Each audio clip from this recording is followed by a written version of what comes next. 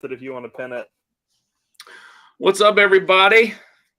Happy Monday night. For some reason, my days feel way off right now. I'm on vacation, staycation, and for some reason, my days are just like, my days are way off. It doesn't feel like a Monday, but happy Monday, everybody.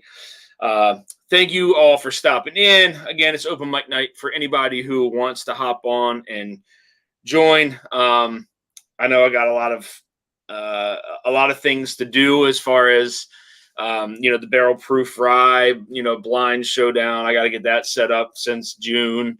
I was telling Katie and Ethan that, but so a lot of things I want to try to do, and I wanted to share some barrel pick news and updates. We got the Sagamore Meetup coming up this weekend, which I'm very, very excited about. Hopefully there's going to be some people in the chat here that are going to be there to finally meet them in person. So looking forward to that for sure. Thank you for dropping the link, guys. Hold on, I think I got to pin it from my phone. Anybody wants to hop on, guys, again, it is open mic night. You are more than welcome.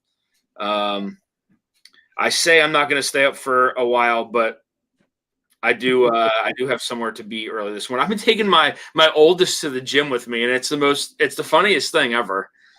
That's cool, man. Yeah, I mean, he just started lifting weights, and it's funny because he's just bench pressing the bar. It's like, but then I asked him like the last couple of days, I was like, "Are you sore? You feel good?" And he's like, he was a little sore today, I guess from the last time we worked out. So, but the first few days he didn't feel it. I was like, "What the hell's going on here?" Like, yeah. It's been a long time since you've been 13, Dan. I did that. That is very true. I was not in the gym when I was 13 either. So, that's very true. Give me 1 second here. I want to post this link in the chat. Pin message. There we go. All right, we are pinned for anybody who wants to hop on. You are more than welcome to join. So yeah, guys. So let me say hi to a couple people in here. I got to get a mouse so I stop shaking the screen. Top Dog's in the house. First one to chat. Cheers, man. Good to see you. Sugar Kitty, what is up? Good to see you. Medium Ugly, cheers, man. Good to see you. Bobby, check your IG when you get a chance, if you can. Peter White is in the house. Cheers, man. Good to see you. Glad you got your sample. I'm always nervous shipping it to Peter. Oh, yeah. Yeah. I'm talking about that the other night. Sir. You're going to have the mountain shipping up the camera.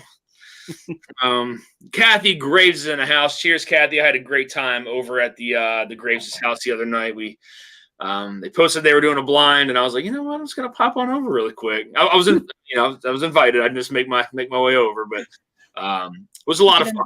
A lot of fun to hang out with them. They're a lot of fun to hang out with. So, John Cloud is in the house. Cheers, Dan and the Turks. Cheers, everyone else in chat. Cheers, man. Good to see you. William Wiley's here. I thought the Sagamore Meetup is next weekend. 26th, right? Is it this? It's this upcoming weekend, right? No, we got one more week. All right, yeah, it is. All right, I lied to you, William. It is the following weekend. See, I told you, my time is just gone. It's not here. Sean and Marie D's in the house. Cheers, good to see you. Joe Graves in the house. Cheers, Joe. Good to see you. Eric Gunderson, my friend. Cheers, buddy. I got something to post from you on here. So, and some pictures to put up on Instagram. Cam Lochner in the house says, yo, yo, yo. Cheers, buddy. Good to see you, Cam. JG's in the house. Whiskey, cheers. Good to see you, JG, as always. Smoking Firewater. Cheers, gang. What's going on? Good to see you. Doug H is in the house. Cheers, Doug. Good to see you. Cheech Ardolino. There he is. Cheers, Cheech. Good to see you, man. Hopefully I think you said you got your sample that I sent out. Mr. Jiggs is in the house. Cheers. I need to turn this thing on mute. Goodness, this thing's blowing up here. All right, there we go. Let's see, Medium Ugly, JG. All right, cool. We are caught up in chat. Yeah, guys. So tonight again, it's just open mic night, just kind of just shooting the shit, really. So some barrel pick updates. So handful of us, six people, 7 people, including myself, are going to Indiana at the end of the month to go do a Starlight pick. This is going to be my second barrel pick. So the 2 fine people on the screen are going to be joining me in that pick with along with Adam Shelton. Adam Shelton's going to be going along. Burr Ben is going to be going with Bonnie. And Christopher David is going to be going as well. Going to be a really good time. We're going with Jay West from Shared Pour. He's one of the curators over at Shared Pour. So we're going to be going with him. And I know that from what I've heard, they roll out the red carpet for Jay. So I know they do a lot of business through Shared Pour. So I think we're in pretty good hands. I think we're in for a pretty good time. But also some news that I got today. Trey Wade from Blue Run actually called and asked, what I was going to be doing, and I told him I was going to be in Kentucky and these couple of dates, so Kentucky, Indiana. So he's actually going to be down there, and we're going to do a Blue Run pick too, apparently, when we're all down there. So we're all going to go to dinner, and we're going to do a Blue Run pick as well. So kind of new news. I wasn't expecting that. I thought my pick was just going to kind of go to the wayside, and because it was starting to get late in the year, but it's happening. I'm pretty excited about it, and so I just wanted to have some of the folks on just to kind of see, and if that was going to be cool to do or not. So definitely excited to meet up with him. I know that they offer some great hospitality too, so looking forward to that. JG says, Dusty Dan, you're welcome here anytime. No invitation is necessary, like the Graves. I appreciate that, man. Much appreciated. Thank you. Yeah, Joe, thank you. Yeah, much appreciated, guys. Roger Randall's in the house. Cheers, man. Good to see you. I know there's a mouse in this house somewhere. I got to get one. I hate scrolling. I can see my screen like going back and forth. I say it every week, and I just don't grab one from the other house. But so, guys, what are you drinking? What's everybody drinking? So, Katie's got some McKenna. Older. 2009. It was barreled in 2009. So okay, a few years older. Yeah, that's a little bit. And then this is becoming one of my go-tos. Love this bottle. Uh-oh. The Pursuit United finished bourbon. Man, I have yet to get any of those bottles. I know I need to. Really? I think you guys may have sent a sample of one of them, if I'm not mistaken. It's probably the rye. It may have been the rye. Yeah. It may have been the rye that you sent, but I haven't tried any of the stuff that they've sent out. So the Whiskey Friend. Hey folks, what's up? What's going on, man? Good to see you. Wise Guy Stu is in the house. Cheers. Good to see you. EJ is here. Says aloha and cheers. Wise Guy Stu says drinking some whole milk and eating some cookies. Very nice. Very nice. Eric Gunderson is helping my wife get set up for hospital orientation in the morning, heading home shortly. William Molly says the new Jack Daniel's Heritage Special Release 2023. Nice. Oh, nice. Very nice. I think Joe Graves had a couple of those. And I'm confused, right? So just recently they had the barrel proof rye release, but then wasn't there another one too that was afterwards? That wasn't there one earlier in the year and then one around June, or am I going crazy? I can't. I think it was just so they did the single barrel proof rye, and then they did the Heritage rye release. I don't think they did another one of those. All right, maybe that's what I'm thinking of. I'm just having I don't know. Now they did do one of their distillery series, tequila finished. That just came out a couple weeks back. Yeah. Yes. Yeah. I know that. I know that they were late to get me one to review, but I know they are sending one of those. I'm pretty excited to. Nice. Try that. Yeah, and the 10 and 12 year. William Wiley said the 10 and 12 year. So what's up, man? Oh, cheers. Hey guys, can you hear me? We got you loud and clear. All right, perfect. Whiskey Friend says Angels Envy Cast Strength Very nice. Okay. Roger Randall says Deadling cast strength, and it's amazing.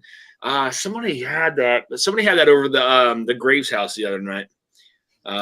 Super dark stuff. Maker's 46 to start. We've got one of those Zetling single barrels downstairs, and it is unique, man. It is funky stuff. Like it's good, but it's funky. You got to be. Yeah, I mean, this thing was like it's like coffee dark. I got a lot of like coffee and like espresso notes on it. It was pretty good. Yeah, ours is like a soy sauce umami savory thing going on. Like it's funky. It's good. Nice. Slapshots Roadhouse is in the house. Says just sipping water for tonight. Okay, nothing wrong with that, man. You had the 10-12 year earlier. Yes, I did have that, but I'm just confused by their barrel proof rye release. I don't know why. Something. So I went over to Graves' house and like Joe had two of them, and one of them was like a gold label, and then one was like a greenish label on the front. The greenish, and I was like, something's weird with this. So I don't know. The greenish was the heritage from a couple years back, if I'm not mistaken, and the gold is supposed to be their like new standard alongside the single barrel proof. And see, that's what I thought too. But the one was bottled in March of this year, and the other one was bottled in June of this year. But they had different front labels. That's why I was just really confused by it. Yeah, I'm not sure. Yeah, I mean, I think William said they did a new heritage rye release. All right, so maybe that's okay. So maybe that's the difference. Then yeah. I think it's just a batch versus a single barrel. You know. Gotcha. But I'm with you. It's weird. Doing that at the same time is weird. Wish you're going to pour a dram of the batch 7 Karen heavily peated. Oh boy. Oh man, John, what are you drinking? You know, I'm still trying to figure that out because I found this in my golf bag. And it might be Friday at Fred's. I'm not sure what it is. It looks dark. That's what I was. Dark red. Yeah, that's really dark. Yeah, if that's not finished, I'd be shocked. But who knows what I put in the bag to, drink with somebody. Yeah. I can't figure it out. Vic is in the house. Cheers, man. Good to see you, Vic, as always, buddy. Dan, I'm going on to log on and show the bottles. I would like to know also. Okay, so Joe's going to hop on and show the bottles too. So. Oh, nice. Tim Corney's in the house. Cheers, man. Good to see you. Cheers. Cam Ryder says I'm actually sipping on a 16-year 4-square rum from Rolling Fork and puffing on a cigar. Sounds good, man. Yeah, those Rolling Fork barrels are fantastic. Somebody else said that too. That their rum, maybe it may have been Shelton that said that their rum was really good. Yeah, it might have been. I think we got him hooked on it a year or so ago. Darrell's a fan too. Yeah. Yeah, they were on the last live that I did. It wasn't this past Monday, but the Monday before. And then I think we were talking offline, and God, that we went down a crazy kind of rabbit hole that night. But they replaced the red label for the 94 proof single barrel select rye to a green label. Oh, interesting. Okay. So yeah, that would make. I'm even more confused. I think to me that clarifies it a bit, because then you have. Just like you have the bourbon, right? You've got the black and silver and the black and gold for bourbon. Yeah. Now you've got the two different greens for the lower proof and the higher proof single barrel rye. What's up, stud? Oh, I'm on here. Dan, I'm on my cell phone because my computer, I forgot my camera on my computer. It's the first time I'm ever doing this. You're good, man. All right, let me switch it around. You tell me. Okay. Log himself off. Joe, you got to hop back on, man. That's funny right there. There he is. Yeah, you see how much I'm used to this. I'm gonna zoom in on you real quick. All right, so this one is it's a gold label, but it's black writing. Can you see that? Yep. It's got green band at the top. Then the other one is a gold label with green writing. Can you see that? Yeah. And they're both barrel proof, right? Yes. Can you see them both now? Barrel proof? Yeah. That's why I got this one earlier this year. That's from March, right? Yeah, 3. Can you see that? Yeah. Okay, that's the gold label with the black writing, and then I got This one here, the gold label with the green writing, is from 615. Okay, so my guess is people were too confused by the March release, so they made the green writing to differentiate a bit. That's my guess. Yeah, I mean, maybe. And then what's the one on the left for that, Joe? Oh, you know that one, Dan. That's the special one. Oh, that's the one I gave you. That's okay. Yeah. Damn. I don't know. That's crazy.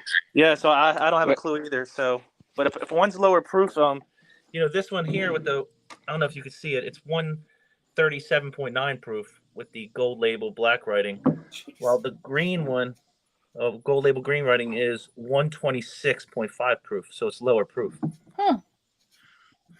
Yeah, I don't think the proof plays in that label. I think, like everybody was saying, they just changed the color so you can tell the difference. Yeah, I agree. Yeah, maybe that's what it was. Okay. And what it's going to cause is everybody wanted to buy both labels so they can have every color ink, like with the Tennessee Tasters.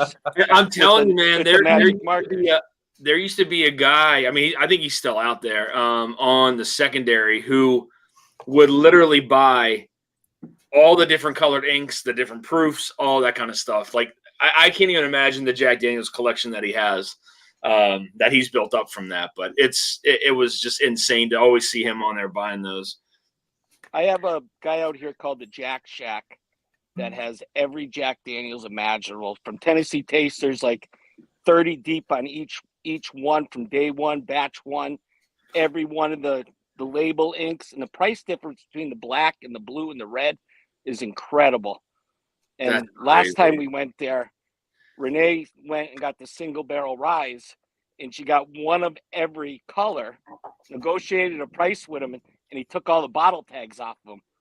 Before she handed him the cash, she put all the metal bottle tags back on there. And he just put his hands up and said, I lose. Oh, that's funny. Yeah. all right, Dan, I'm gonna log off and watch you on the television. So All right, buddy. My phone up. All right, man. Take care. All right, bud. Cheers, Joe. Cheers, Joe. Yeah, cheers, guys. JG with a $5 super chat says, "Let's get this started." Whiskey. Cheers, man. Thank you so much. Much appreciated. Yeah, so I didn't talk about the giveaway tonight. I know that I do want to have some stuff to give away. We'll do some old whiskey. We're actually going to put a Glencairn up for up in there too. I got the custom Glens that came in. We can do a K. Luke batch 4. We can do a K. Luke batch 5. We can do the K. Luke rye. I want to picking this up too. I haven't done a review on it yet, but we can do a 3-pack of like the K. Luke stuff. We can do some older stuff. Whatever you guys want to do. Sounds good. And we'll keep track for you. I appreciate that. Bourbon School is in the house. Cheers. Good to see you. Jeffrey Wack is in the house. Brian. Oh, man. Good to see you. 210 is in the house. What's going on, 21090? Cheers, guys. Shona Marie D. Oh, my goodness. Eric Gunderson with the $20 super chat says, "Count me in." Let me write down what this giveaway is going to be here, guys. The good thing is that I don't really have an excuse to not get the samples out quick because I am on a staycation right now. So sometimes I just can't get around to it. And you still didn't bring your notebook there. I got it. I got my notebook. No, the good notebook. Oh, I know. I have a whole box of stuff I'm transferring over here. I literally completely forgot to bring it over. I have a ton of stuff that I got to bring over here because eventually the room in there is going to be where I do the reviews and not here. I got to put the trophies back, man. I feel bad for taking them down. So, that's not what did you say? That's not what we used to call Jack Shacks back when I was in the Corps. All right, so let's do the sample pack of the. So we'll do a sample pack of the K. Luke. I have the 4, the 5, and the rye. So we'll do those. We'll also do. Goodness, what else? We'll do a sample of the Barrel 35. I don't know if anybody's tried that one or not yet. Not yet. How is it? It's good. I did the review on it, just haven't posted it yet. So again, it's another. I just think and I talked about it during the review. I mean, Barrel's been one of the most consistent, in my opinion, anyway. One of the most consistent I mean, I know they don't produce whiskey, but like one of the most consistent, like with getting just like their blending capabilities and getting good batches put out on the market. I mean, I honestly think, I mean, you go back to there's multiple ones in the 30s. I mean, the 33, the 34, the 35 is really good. I think the 32 was good as well. I mean, you go back to some of the 20s. They just like I feel like they consistently have just gotten better and better as they go on. Sometimes the batches kind of, are say an even matchup with another one, but still like to be, to maintain that consistency throughout is just, it's good. It just shows that their blending is, it's at the top of the game. So, and their pricing hasn't gone nuts either. That's one thing I appreciate about them. Exactly. They're consistent in quality and in price. Yes, man. They have that. Have you guys seen that Barrel Global site they have out? You can literally buy barrels of stuff from them, which is really cool. If you go to Barrel Global, you can check it out. Big Vic with a $20 super chat, much appreciated. Vic, you are in it. Rigged. I think you won last time. Sorry it's late, but your sample is going out tomorrow to JG. Hey there, Sean. How was your weekend? Z-Man's in the house. Cheers, man. Good to see you, bud. 210 they tend to be the energizer bunnies. Just keep going. Rarely get sick. Sugar in particular, they're not a young lady. Northwest Bourbon. Cheers, man. I just smashed it like it was free. So should you. Thanks, man. Much appreciated, buddy. If you want to hop on, you are more than welcome, my friend. What's up, Tim? You coming to the Mashing Journey meetup at Sagamore in a few weeks. 877 Mash now. All right, cool. Yeah, again, guys, thank you so much for the super chat. So we're going to do a sample pack of the K-Luke, a barrel batch 35. I'm trying to think. I just picked up another old Quaker that is a little bit older than, I think it's a little bit older than this one that I have back here. So we'll do a sample of that. We'll do 2 samples of that. Very nice. Yeah, we'll do 2 samples of the old Quaker. What else do I have in there? So what you're saying is I got to leave to go get in chat. We can front it for you, John. We'll front it for you.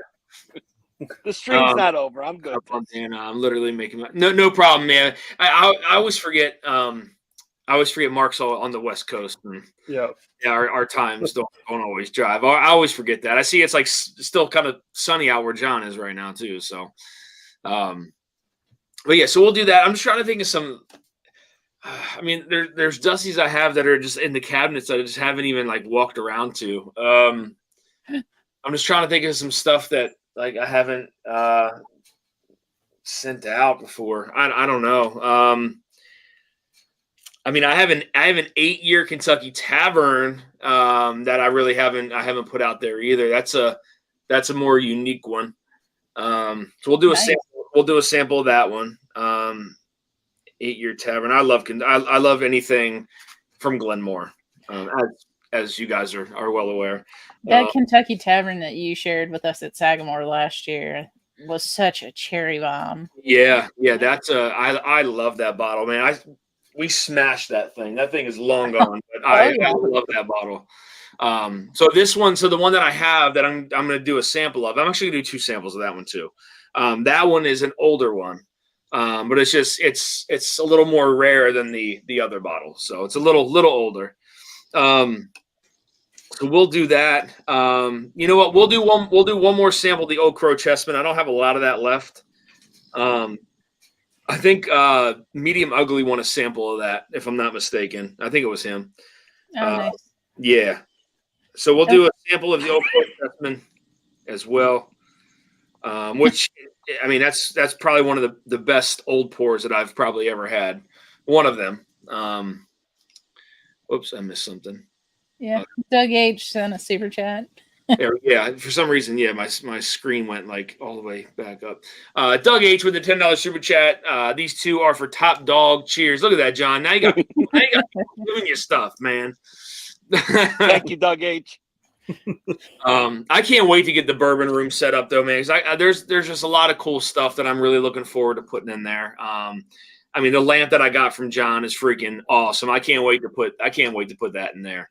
And then I have some other stuff too. I have something here too. I wanna show everybody here in a minute. Hopefully someone stops by there tomorrow and gets the last bottle. Where's that, Joe? Is that for the rye? That Jack rye? I might pop in there tomorrow. We'll see. Depends on where it is and how far I got to drive. If it's the liquor store by him, I might go do it. But all right, so we got a sample pack of the K. Luke Barrel Batch 35, 2 samples of the Old Quaker, which is older. And what's different about it, like, this one was produced by Shinley. Shinley produced. The other one is not Shinley produced. So I think I'm a little bit older than this one here. And is that a liter of it as well? This Is that a bigger bottle? This is this a quart? I think it's a quart. Quart. Okay. Yeah, this is a quart. Okay. So same thing with that other bottle. It's a quart too. Yeah. That's so weird. A quart. Yeah. Yep. So Joe says yes. All right, Joe. I might go pop up there if they still have it when I get there. I'll do it. So we'll do the Old Crow Chessman too. Man, there was on the secondary. I saw a guy that had posted. He cracked 3 of the light pawns. I think the light color pawns open. Wow. And he was basically decanted and put them in a bottle. And I think they were like 700, which I know it's a lot. I know it's a lot, but for what they typically go for, that's nothing. cheaper. It's much cheaper. Yeah. Right? I mean, those things run for like $900 sometimes. So depending on what. Yeah, we were at Pursuit Palooza so 2022, and Bardstown had one that they cracked, and I think they were selling it for $100 an ounce. 200 an ounce. 200 an ounce. Oh my God! Yeah. What? It was 200 an ounce. And there were people lining up. Yeah. But now you can come on Dusty Dan's stream and get some for not 200 an ounce. But I'm almost out of mine. I probably have half a 200 milliliter left. So. Yeah, that's what I got left. So, but I'm willing to par with it. I know that's not a pour that is put out there that often, but definitely not. so I will do an Old Crow Chessman. I'll put that out there. So, John Cloud, what's that? I'm sorry. I was gonna say, which piece did that one come from? This one came from the what the hell is that? A bishop? Oh, nice. No, wait, is it a bishop? Bishop or a rook? No, it's not a rook. It's a Rook bishop. diagonal? It came from a bishop. Okay. Yep. John Cloud with a $20 super chat. You just keep throwing in samples, Dan, and increasing my odds. I will do that, man. That does happen, and it's funny. I have a pretty good relationship with the people over at the UPS store, so I'm pretty sure they're onto something. Pretty sure they know, but I'm pretty sure they're just like, you know what? He keeps coming here and spending the money ship. We'll take it. So Well, that's how FedEx caught me. yeah, I mean you only send so many art supplies, so Yeah. Dan, They said it was a damaged box, but I'll text you the store. It's not by me, but it's close for you. Okay, I got you, Joe. Tim Cornet, I wish I could go to the Pours, but couldn't make it. Yeah, my plan is I definitely want to go to Pours in the Park next year for sure. That looked like a really good time. Richie Z, what's going on, man? cheers, Good Richie to Z. see ya. Mike Hickman with a $20 super chat says, cheers, everyone. Hope everyone had a great weekend. Put me in to win it. Mike, you are in it to win it. I have something to send you, Mike, as well, separately from this. So there's something I'm going to send to you as well. Sarah Urick is in the house. Cheers, Sarah. Good to see you. Got to hang out with Sarah last night, or no, the other night at the Graves Hangout. She was over there as well. Nice. Good people. Good people. Cam Lochner, $20 super chat. Hey, you got any Dusties in the back or behind the counter? I do, sir. I do. I only have a handful of them here. Like I said, I got some on the display here, and then I got some that are kind of scattered around me here on the floor. It's not the way to treat it, by the way. Don't put it on the floor. Floor whiskey. Yeah, I mean, it's too much down here. I really do. It's too much. There's stuff everywhere. I mainly have a lot of them at the house in my cabin, so I kind of keep them there. But I do keep some here. It's funny, after my Thursday breakfast, if you seen what I had this Thursday, Oh yeah. the guy, my buddy, went out back behind the counter. He brought off all half bottles for me, kept putting them in my boxes and all that. And I was like, thank you, because all that is what they've been sitting in the back room for years. And he just keeps cleaning that stock off into my box. There we go. That's Take awesome. it. Yeah. Yeah, and I scored 2 old Carters, 11 and 12, a Russell store pick that day. Nice. It was a good day because we had, like I said, we felt pretty happy after our blind. So Yeah. Yeah, that was quite the breakfast, man. I'll say that. yeah. And Renee gets home Thursday or Wednesday night, so I got to ask her to set us up for a blind for Thursday morning. What's that going to be? And see what comes out from behind the counter. Yep. Yeah, that'll be fun. You know, I got to break open those samples that you sent over here too, John. I got to break those out one of these days. Like I said, I got to bring all that stuff Right. over eventually. So I think 2 of them were in the samples I did Thursday morning. Yes, if I remember correctly. Yeah. Yep. Indeed. So I'm really looking forward to digging into those for sure. And I think I got some more turkey dusties coming because somebody told me the auction out of I think Scotland or whatever got me my birthday present and my Christmas present, but he wouldn't tell me what they were. So I'm excited to see what dusties he got me. Do you have the 15-year tribute? Yes. You do have that one. That's the one that we assumed was going to win, and it didn't. The Beyond, hands down. Oh, the Beyond duplications are like ridiculous, man. Yeah, Yep. yeah. I don't own a bottle of one of those, but I've tasted a few. So Yep. Yeah, really. I mean, fantastic stuff. And that should be in that last sample pack, I believe. Yes. John Cloud samples will hit the mail tomorrow, and a couple extras for a late fee. Did I miss something on here?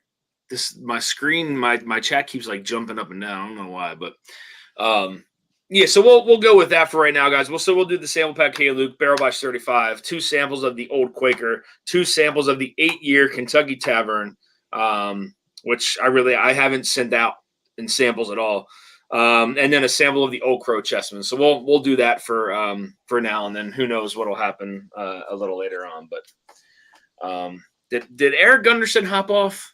Is that what I read up there?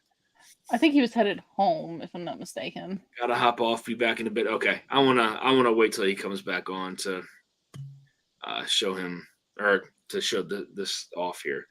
Last week I had Eric over my house. We had nice. a very good time. Yeah. He came over for Buzzard's Roost samples. But he went home with some good ones. Yeah, I bet. Yeah. I gotta make my way over to you at some point, John. I know. There's nothing in Nashville though. I don't know why people come here. I mean, how would you say like downtown life is? Like, how far are you from downtown? I am 12 to 14 miles from downtown. Oh wow, okay. If I go there once or twice a year, I'm lucky. Gotcha. When I first moved here, I went down there quite a bit, and then all of a sudden it just got bigger and bigger and bigger.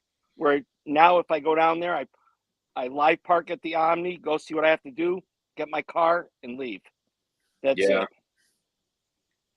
So, like, is it just because it's become so overrun with tourists? Is that why you kind of steer clear from it, or just not your scene really? When they say it's Nash Vegas, it is Nash really? Vegas. Yeah. And then if you try to go there in the morning, it basically smells like New Orleans sometimes. Oh boy. Yeah. So that's I'm like, you can't win. Yeah, they've got probably a dozen different companies, Dan, that run like the party buses, but they run them with everything. They'll have like old military vehicles, the old I forget what they call them. Now we call them MPVs, right? They convert those to put a little roof on those. They've got tractors that pull trailers behind it. They've got the pedal bars, and everybody's drinking. Yeah, and you name it, they've got it. They've got old school buses that they cut the back off the top, like making it like an open top. Yeah, but just everything. So is it like? So do they have an open container law there too? So you can't have an open container, but that's allowed through some loophole that they've created. Gotcha. But it's no more than 400 yards long. Mm-hmm. Yeah. It's not like it's a city. It's one straightaway. If you stand on one end, you can see the other end. Yep. Yeah. The party vehicles just make like a 2-block or a 3-block loop. Like they just. What's that? What's that place? That chicken place? The Hattie B's. That's outside the city. Okay. Is that really as good as what people say? I lived here for 8 years and never had it. All right. So I've had it and it's good. But if you were to ask, so we are not Tennessee natives. If you were to ask somebody who's been there for years and years, like Josh and Aaron from Stuff and Whiskey, they get a little salty if you mention Hattie B's. So I don't think that it's a native. It's a place you natives are going to go to. I might do that on purpose just to get on. I will go with you. Bourbon of the Week's in the house. Cheers, Chris. Hop on, man. Cheers, Chris. Good to see you, buddy. Mike Hickman says, I just came back from Nashville. Constant party. Yep, that's it. Mike Hickman says, loved Hattie B's. Yeah, William Hall says it's awesome. Great chicken. Okay. It was so I always see, thing. like posting pictures of like the long wings on the that are painted on the wall. Mm-hmm. Yeah, I always see people. Man, we went down. We've been in over a few times since we moved here, but one of the times we walked over. And we walked past this one place. There wasn't any obvious branding on or anything, but there was somebody inside singing live music, right? And finally, I'm like, all right, what is this place? Taco Bell. Even Taco Bell in downtown Nashville has live music. Yeah. What? It was when we took your nieces down there. One Saturday morning. It just even freaking Taco Bell with somebody up there singing. Yeah. And so funny. And even the outskirts, smaller towns all have bars with people playing, and you forget they only play for tips. Yeah. They're all just trying to get their name out there. That's true. Yep. I forgot, guys, to add to the giveaway tonight is going to be a Dusty Glencairn as well. I got the thank you, Richie, for calling that out. I did get some custom Glencairns made, and for certain patron levels, I do give them out as gifts, but then I am going to have some extras as well that I'll plan on kind of giving away, and I am going to order another round of them as well to try to get them out to some people who want them. So I will give away a Glencairn tonight as well. So thank you for that, Richie. And I've only been to Nashville Barrel Company once. Oh, really? Is that pretty close to like same distance? That's still another 14 miles from my house. I only been there once. Man. And that's because Josh and Aaron were having a small meetup. But otherwise, I don't even go there regularly. And I think I only got one bottle of Nashville Barrel Company in the house. Man. Yeah. All I know is that series that the 5 whatever series it is. The 1500 series. That stuff is ridiculously good, man. I mean, that's crazy. Well, the good thing is taste like that is just nuts. That blows my mind. I can go next door and drink it for free, so I'm all I was going to say, doesn't your neighbor have a bunch of them, right? Yeah. There you go. That's funny. Whiskey Uncensored. What's going on, Ben? Good to see you, man. I didn't see where you came in. Oh, there he is. Cheers. All right above Bourbon of the Week. Gotcha. Cheers, man. You're more welcome to hop on if you want. Kathy Graves says they're opening a Raising Cane's by us soon, and I'm looking forward to that. Oh, wow. Okay. Oh, yeah. That's my home right there. Yeah. Yeah?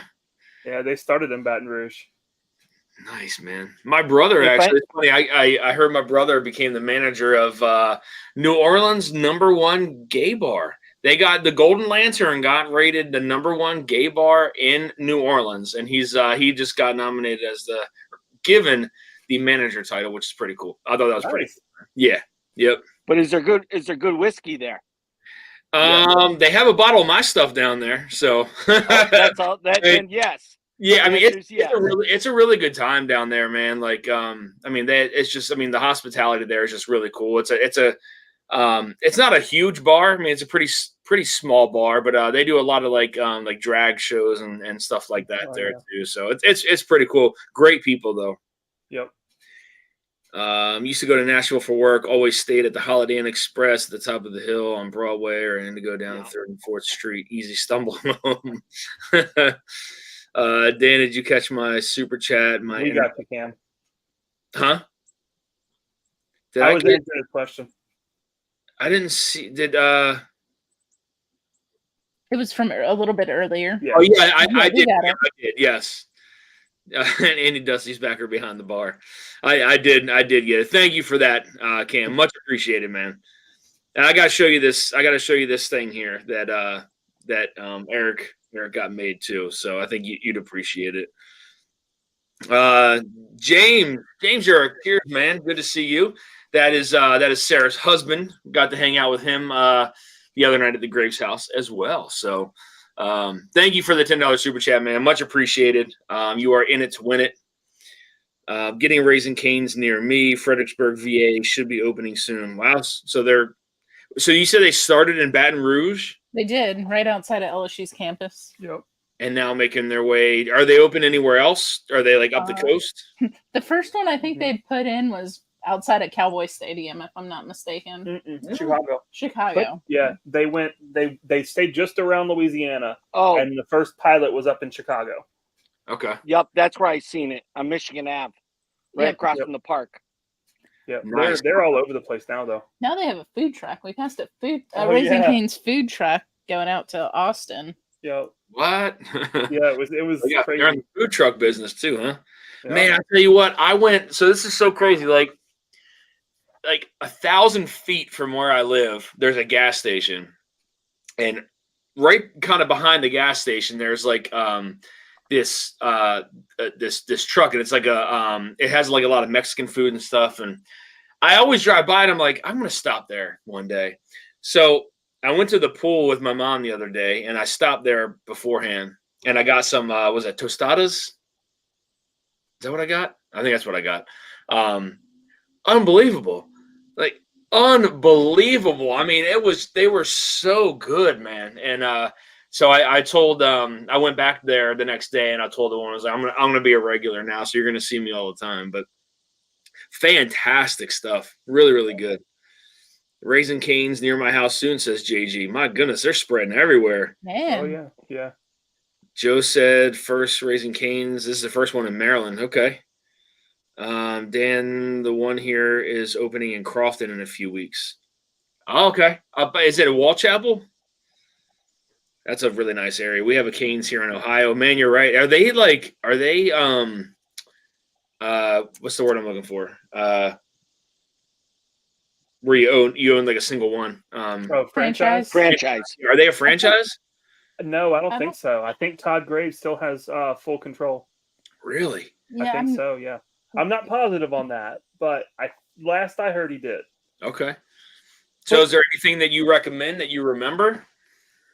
I mean, it's a very simple menu. Yeah, it's just chicken fingers, right? In a couple of different formats. You get a box with no slaw and extra toast. Exactly. Yeah, box, no slaw, extra toast, extra sauce. That's. But I remember the window advertisement was a lot of French fries. Yeah. When I was going by in Chicago. Their fries are crinkle cut. Mm-hmm. So crinkle cut. Yeah, I think so. Guys, can't go wrong there, man. Yeah. But the sauce is where it's at. So yeah. So again, for those of you who missed it in chat, I did say earlier, the barrel pick news, but then for those who weren't in yet, I was in touch with Trey Wade from Blue Run, and he's going to be down in Kentucky the same days that those of us that are doing the pick are going to be, and we're going to meet up with him and have dinner, and we're going to do a Blue Run pick too. So I know that, after I had him on the live, we went backstage and he said that he can get me a barrel, and my time was supposed to be like a couple months ago, and I couldn't make it in that time. And I thought it was over, and he called me today and was like, "Hey, you want to meet up?" And I was like, "Of course." So when we're down there for the Starlight pick, we are going to meet up with him the day before, have dinner, and do a blue room pick. So I'm pretty excited about it. Yeah, me too. And then I am, just FYI, I'm going to talk to Jay when I'm down there, and I do want to try to set up my next pick. So I guess in chat, for anybody who's interested, is like, what are some thoughts on some picks that you guys would like to see that I could? Renee wants a rye. She wants a rye? Yep. Okay. And she's telling everybody she wants a Jack Daniels rye. I don't. She thinks I mean, she knows I don't know about if Jack Daniels. I don't know if I lost Lantern. Do the Corbin Cash rye. They still have, at least last I heard, they still had a few barrels. Corbin Cash is amazing. Okay. I don't know if I have the I don't know what word I'm looking for to get a Jack Daniels pick yet, but you know. I don't know about that. I mean, we'll see. I would love if Jay could pull that off. That'd be amazing. I don't know. I lost all my connections down at Jack Daniels. Yeah, they all retired. I mean, I have a pretty good relationship with them. I mean, already, you know. I mean, I could reach out to a couple people, but it's just a matter of, you know. I mean, I don't really see a lot of people getting Jack picks, you know. So I would absolutely love to do one, but. Right. We'll see. I mean, I just wanted to get some of the, you know, the viewers, and just to see if there was something that they would like to see. Because I mean, again, I would love to have some people tag along on these picks as well. So I mean, that's the whole point of it. So what about a driftless? A driftless? A driftless rye. Okay. Driftless is doing some amazing things right now. I'll tell you that. I got a quick question on picks. Do you find the YouTubers are getting more than the stores right now? I mean, maybe in certain areas. I mean, if you look at areas like California, no, I would say stores are probably way more oversaturated with groups. Well, it's hard to say, actually. You know, I don't know. That's a good question, John. I don't know, to be honest. I'm seeing it. I think the YouTube community, I see them coming out with more barrel picks than most stores are coming out with nowadays. Yeah, I mean, there's a lot. There's definitely a lot. In certain areas, you know, for sure. Yep. You know, I mean, when you look where a lot of people are from, you know what I mean? Like, you got Vic out west, and Mark's out west, and you know, I mean, there's a lot of people out west too, but I feel like there might be more people on the East Coast than the West. I could be wrong, but. And do you think it's because there are basically a lot of these ones are selling out in one day, where these stores are sitting on them? I think that's exactly what it is, John. I think stores aren't wanting to do as much because they're on the hook for it, whereas the YouTubers aren't. Not really. Right. Exactly. I agree 100%, Ethan, on that one. And I say that because I'm having trouble finding Russell store picks. I'm like, they used to be all over, and I'm like, they're not all over anymore. Yeah. So if you go just over the border into Kentucky, John, you'll find them, but you'll find them for like $95. Right. Yeah, they're expensive. $95. Yeah, because we do when we head north, we'll do some hunting up there and more in western Kentucky, but Paducah, Fulton, over that area. So and that's it. So you head north, you go up 65 past Brentwood, Cool Springs, and then we go up there. We go up 45. You want us to come down there? I know. We have to come down there. Kathy Gray says Dan, the one here is opening in Crofton, and I think I read that already. I don't think we have anything in September right now, which is to see what Brown can do for you, Mexican food. Oh yeah, Big Vic, I'm telling you, man, like that.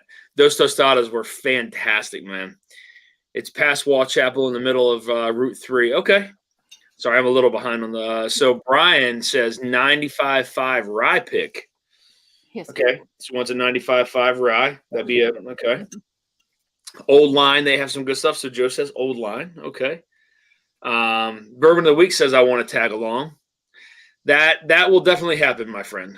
That's going to happen. Brian says, or an Old Forester pick. I mean, I could talk to Jay. I'm going to talk to Jay when I'm down there because I want to get something set up because these things take a long time to kind of happen. So I do want to kind of get the ball rolling on that. That way, maybe I can have something in November-ish. We'll see. Tim Cornet says Journeyman would be good. Do they do picks? I think I've seen a few picks like within Michigan itself. Okay. Ooh, Mammoth. Mammoth. A Mammoth finish pick. Not begging anyone driving to take care of dad's wounds that I hear something about butterflies. Yes, Ben, there's going to be butterflies. Cheers, all. Wonderful voice to text. Peter White says found North pick. That would be a good one. Yeah, that would be really cool. I could probably talk to Nick about that to make that work. It would have to go through someone though, so I don't know. Think they do J, because like Stuff and Whiskeys went through J, Mash and Journeys went through J. They're shared for. Okay, yeah, I have I talk to Nick not often, but pretty every now and again. So I can maybe reach out to him and see if that'd be something that we could do. That'd be a lot of fun. Hanging AZ says Dusty Dan time. Cheers, man. Good to see you, buddy. Joe Gray says Obtainium. Oh, okay. Yeah, Dan, you should start a relationship with these guys. Oh my God, where's that bottle? I have that bottle somewhere over here. Is it floor whiskey, Dan? Yeah, I don't have a choice. I got piano whiskey, I got table whiskey, I got floor whiskey. And it's in no particular order. There's no favoritism here, but yeah, I do have. I'm gonna grab it. I love that stuff. Oh, yeah. I love that stuff. It's amazing. But what was it? Oh, sorry. I thought it was. It's the Rebecca Creek that's finished in Spanish oak. Oh, okay. Hold on, let me zoom in. Hold on, Ethan. Let me zoom in real quick. It's a Texas distillery, but they're finishing MGP. Yeah. In a different oak barrel, but aging it in Texas. Yes. Aging it just outside of San Antonio. Yeah. That stuff is ridiculously good. But they're smart, so they age it part of the time. At least my understanding is part of the time it's aged in Indiana, and part of the time it's in Texas. So it doesn't go crazy oaky funky like a lot of Texas whiskey does because of the heat. Yeah. You got Buzzard's Roost, which now are distilling, and they did let us a couple single barrel picks go out. So I see Bull Run in the chat. I see Bowman, and you said Buzzard's Roost. Yep. I know one we can get with one phone call, but I don't know how everybody feels about it. I can call my guys at Hartfield, and I can get us a pick within a week, but they're all 6.5 6-gallon barrels. Yeah. You put that in 375s, you're going to get close to 60 bottles, though. That's and make it affordable for everybody. Yeah. Yeah. And it would move quick. You get two barrels. Yeah, I mean, and that's the thing too, is just making sure it's affordable. You know what I mean? Like, right.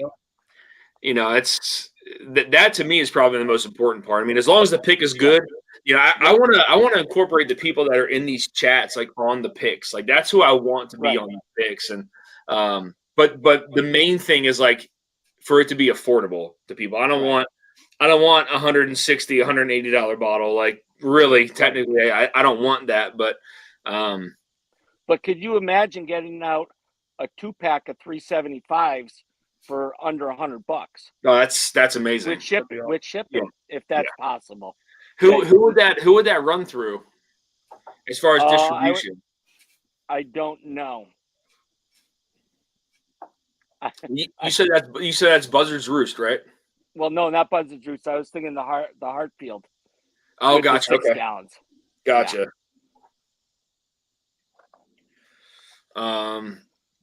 But I mean, it gets interesting when you're picking those little barrels. Oh yeah. I mean, well, that's like Driftless, right? A lot of their stuff is in smaller barrels, and I guess their older stuff now is in smaller barrels.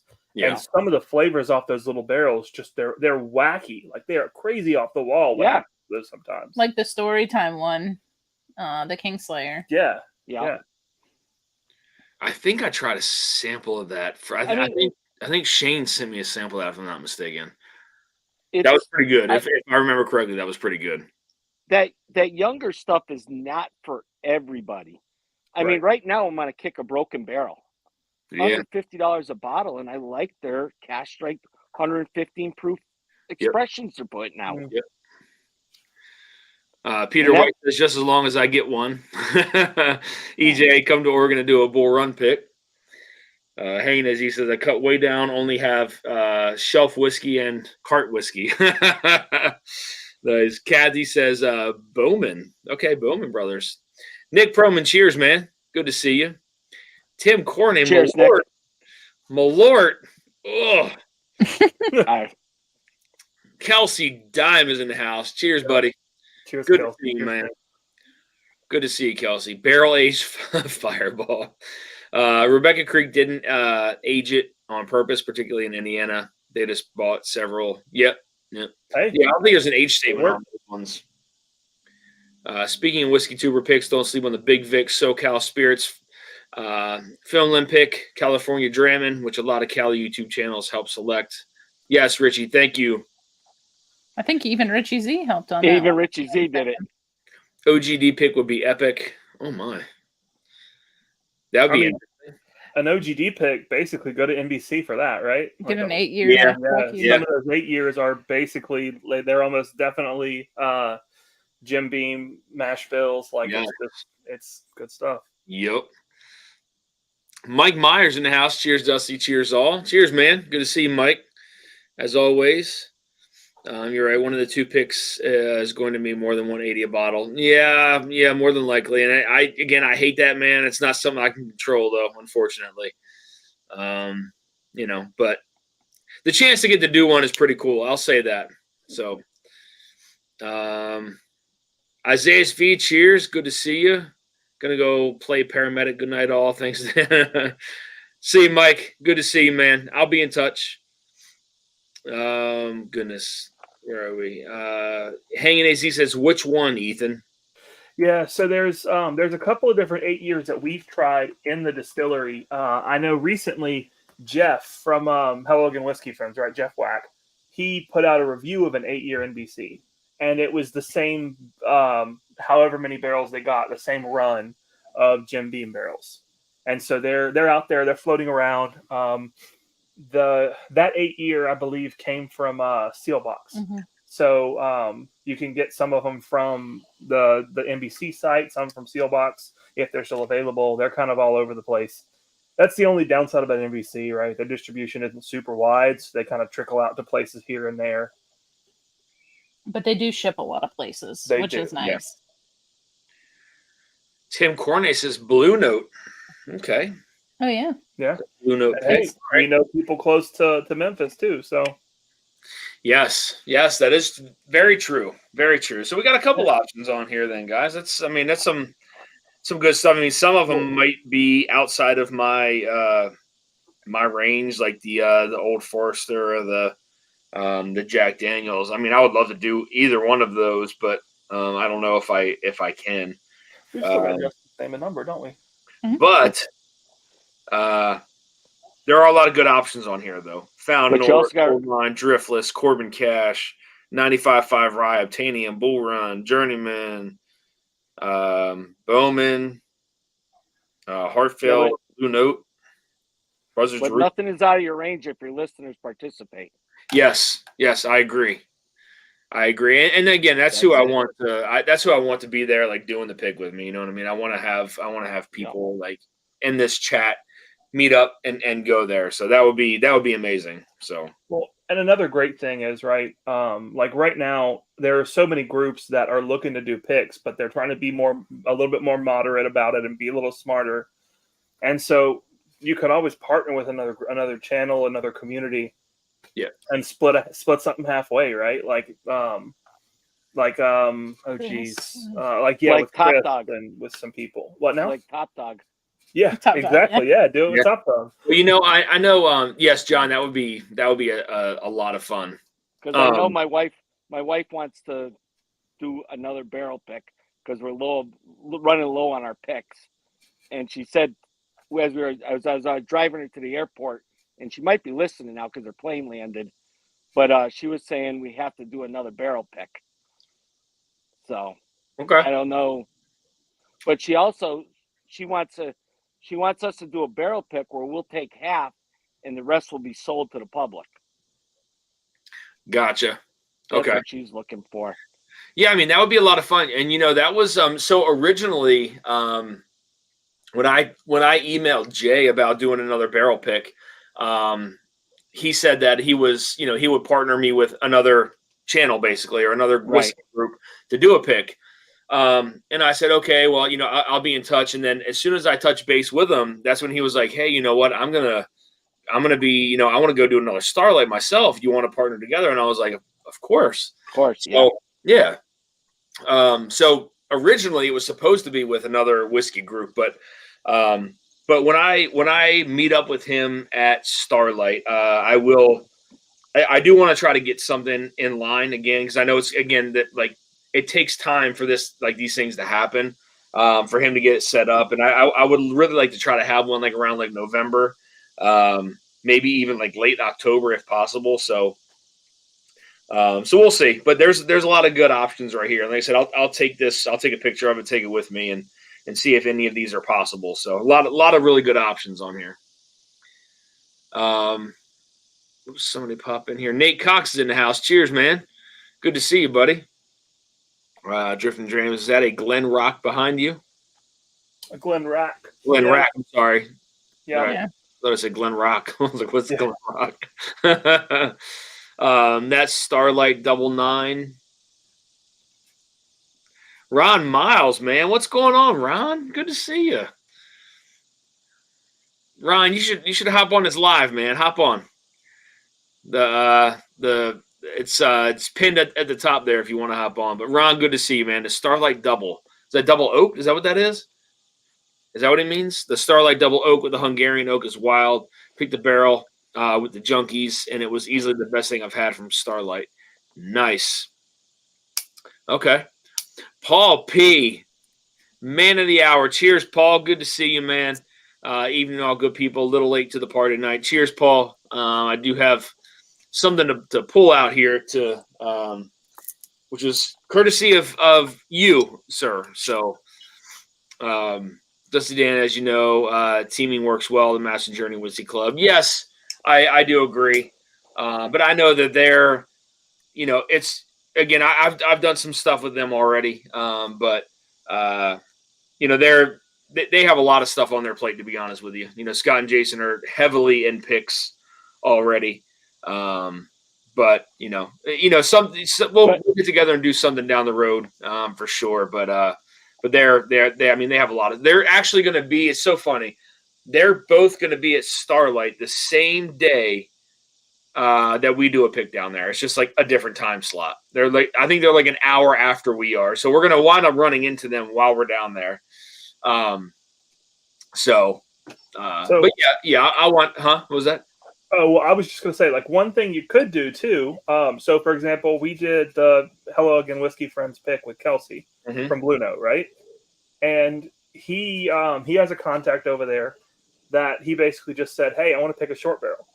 And so the yield was only like 30-something bottles. Yeah, it was low. So it's like the price is good. It's hardly any bottles to sell. Yeah. And they had some that were obviously more than 30 bottles. But on the short barrel side, like 60, 70 bottles, like that, I feel like that's easy to sell. That would honestly be perfect. Yeah. That'd be perfect. For sure. I mean, especially for people who, wanted to buy more than one, you know what I mean? Like, I feel I could probably do, I don't want to get into a situation where I have like over 200, but I'm just not, I'm not there, right. With I can't move it like that. But if you partner with a larger channel, do you think your listeners would get gypped on being able to get their bottles because the larger channel bottles would just disappear? Unless we split it evenly, unless they only made it available, X available. Okay. To See, I didn't know how that worked, because obviously you do a pick with Jason and Scott. I mean, with 700 Patreons, they'll be gone. It'll be gone. Yeah, you can't compete with those guys. No, not at all. And like I said, I've done, I've done a couple picks like with the Mash and Journey Whiskey Club. So, Right. but like us doing one, it would be very difficult because like we would have to find a way to split it.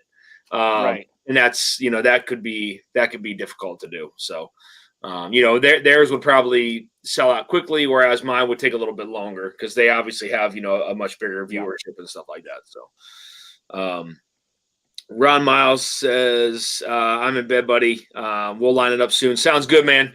Good to see you. So for those of you who don't know, Ron Miles is the Bardstown rep up in Michigan.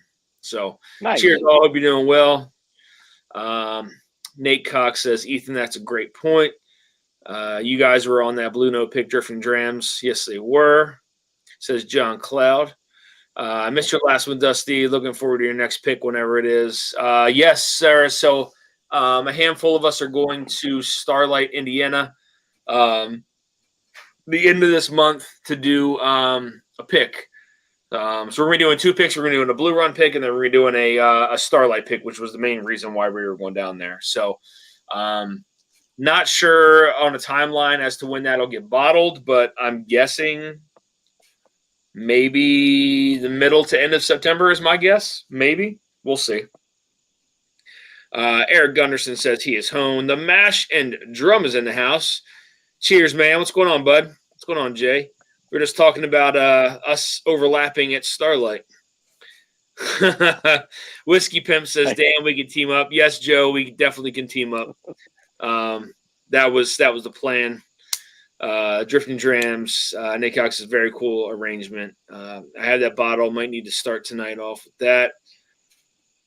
I had an awesome time at Top Dogs. There you go. That's awesome, man. I can't wait. Eventually, we're gonna meet up with John. That's my goal. Either by the end of this year or next year. That's the goal. So, I agree.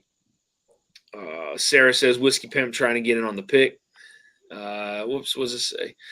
John Cloud, I think Jason heard you talking about him. Yeah, it's crazy. Like I found out that that they were going to be there the same day that we were doing the pick, just I think like an hour later or something like that. So that's really cool. So we'll wind up running into to him and Scotty down there. So Dusty, I feel you. I'm having a hard time flipping this bottle. I'm stressing a bit. Hey, Richie or somebody, can you guys post a link to Vic's pick for anybody who wants a barrel pick, guys? It's from Big Vic and team out west. They picked a what was it? What was that? California Dream? What was that?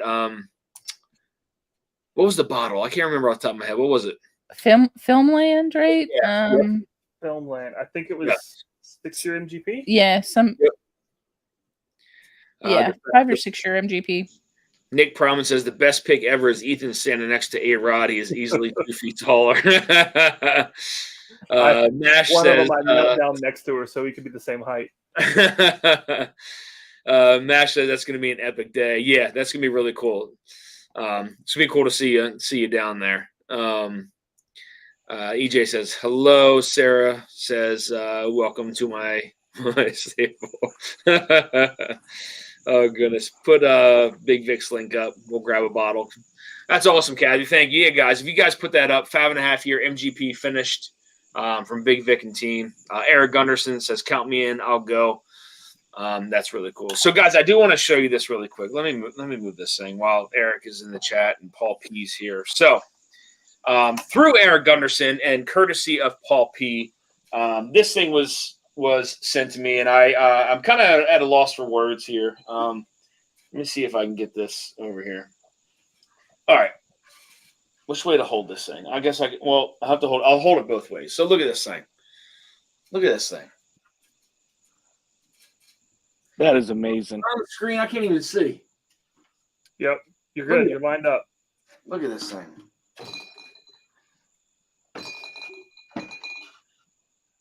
That is amazing.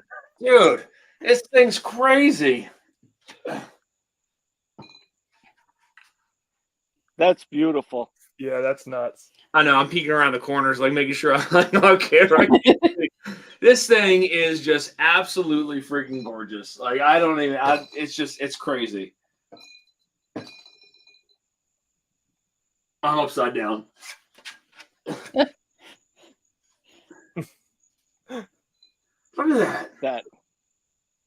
dude, that's crazy. It blew my mind. Like I don't know. I'm at a loss for words. I'll post some pictures on Instagram, but that is I can't wait to hang that up. It's got the little piece on the back too, the little wire to hang it up. I don't know if you can see that or not, but yeah, just absolutely gorgeous. I can't wait to put that up, man. But thank you for that, Paul P. and Eric Gunderson. Jason, Dan's head's poking out. Where are we? Oh goodness, I missed a lot. Hold on. Sean J. Paul P. There's a pre-sale for 65 and MSRP is 80. Okay. Can you be a part of our pick if you want? Just hang with everyone. Awesome, man. There you go. If you want to come down for Jay, are you talking about the Starlight pick? That'd be cool. Big Vic Filmland pick will sell out. Yes, that is awesome. Dusty said poking out. Jay says that's nice. That's pretty sweet looking. That is pimping, amazing. That's so cool. Wow, that is nice. Yeah, man, it's gorgeous. So with that and the lamp that John made me, man, I'm gonna put them side by side, and that's gonna be awesome. Well, Dan, that's just all of us saying thank you. Yeah, again, I mean, it's just that kind of stuff kind of leaves me speechless, man. I'm not used to anything like that, so and I've always been a person who gives, always. But on the receiving end, I'm not, I'm not used to things like that. And like those things, like the lamp is freaking gorgeous, man. Like I can't wait to like have that right next to this thing, like in that whiskey room. It's amazing. I'm not used to that. You know what I mean? And it's just like, right. I say I'm at like a loss for words. Like I don't know what to say. You know what I mean? Outside of like a deep thank you. You know what I mean? It's just like, it's so cool. Yeah, But to your point, when you send things to people and they're the same way, they just go, I can't believe this. They're saying in their hearts how they can repay you.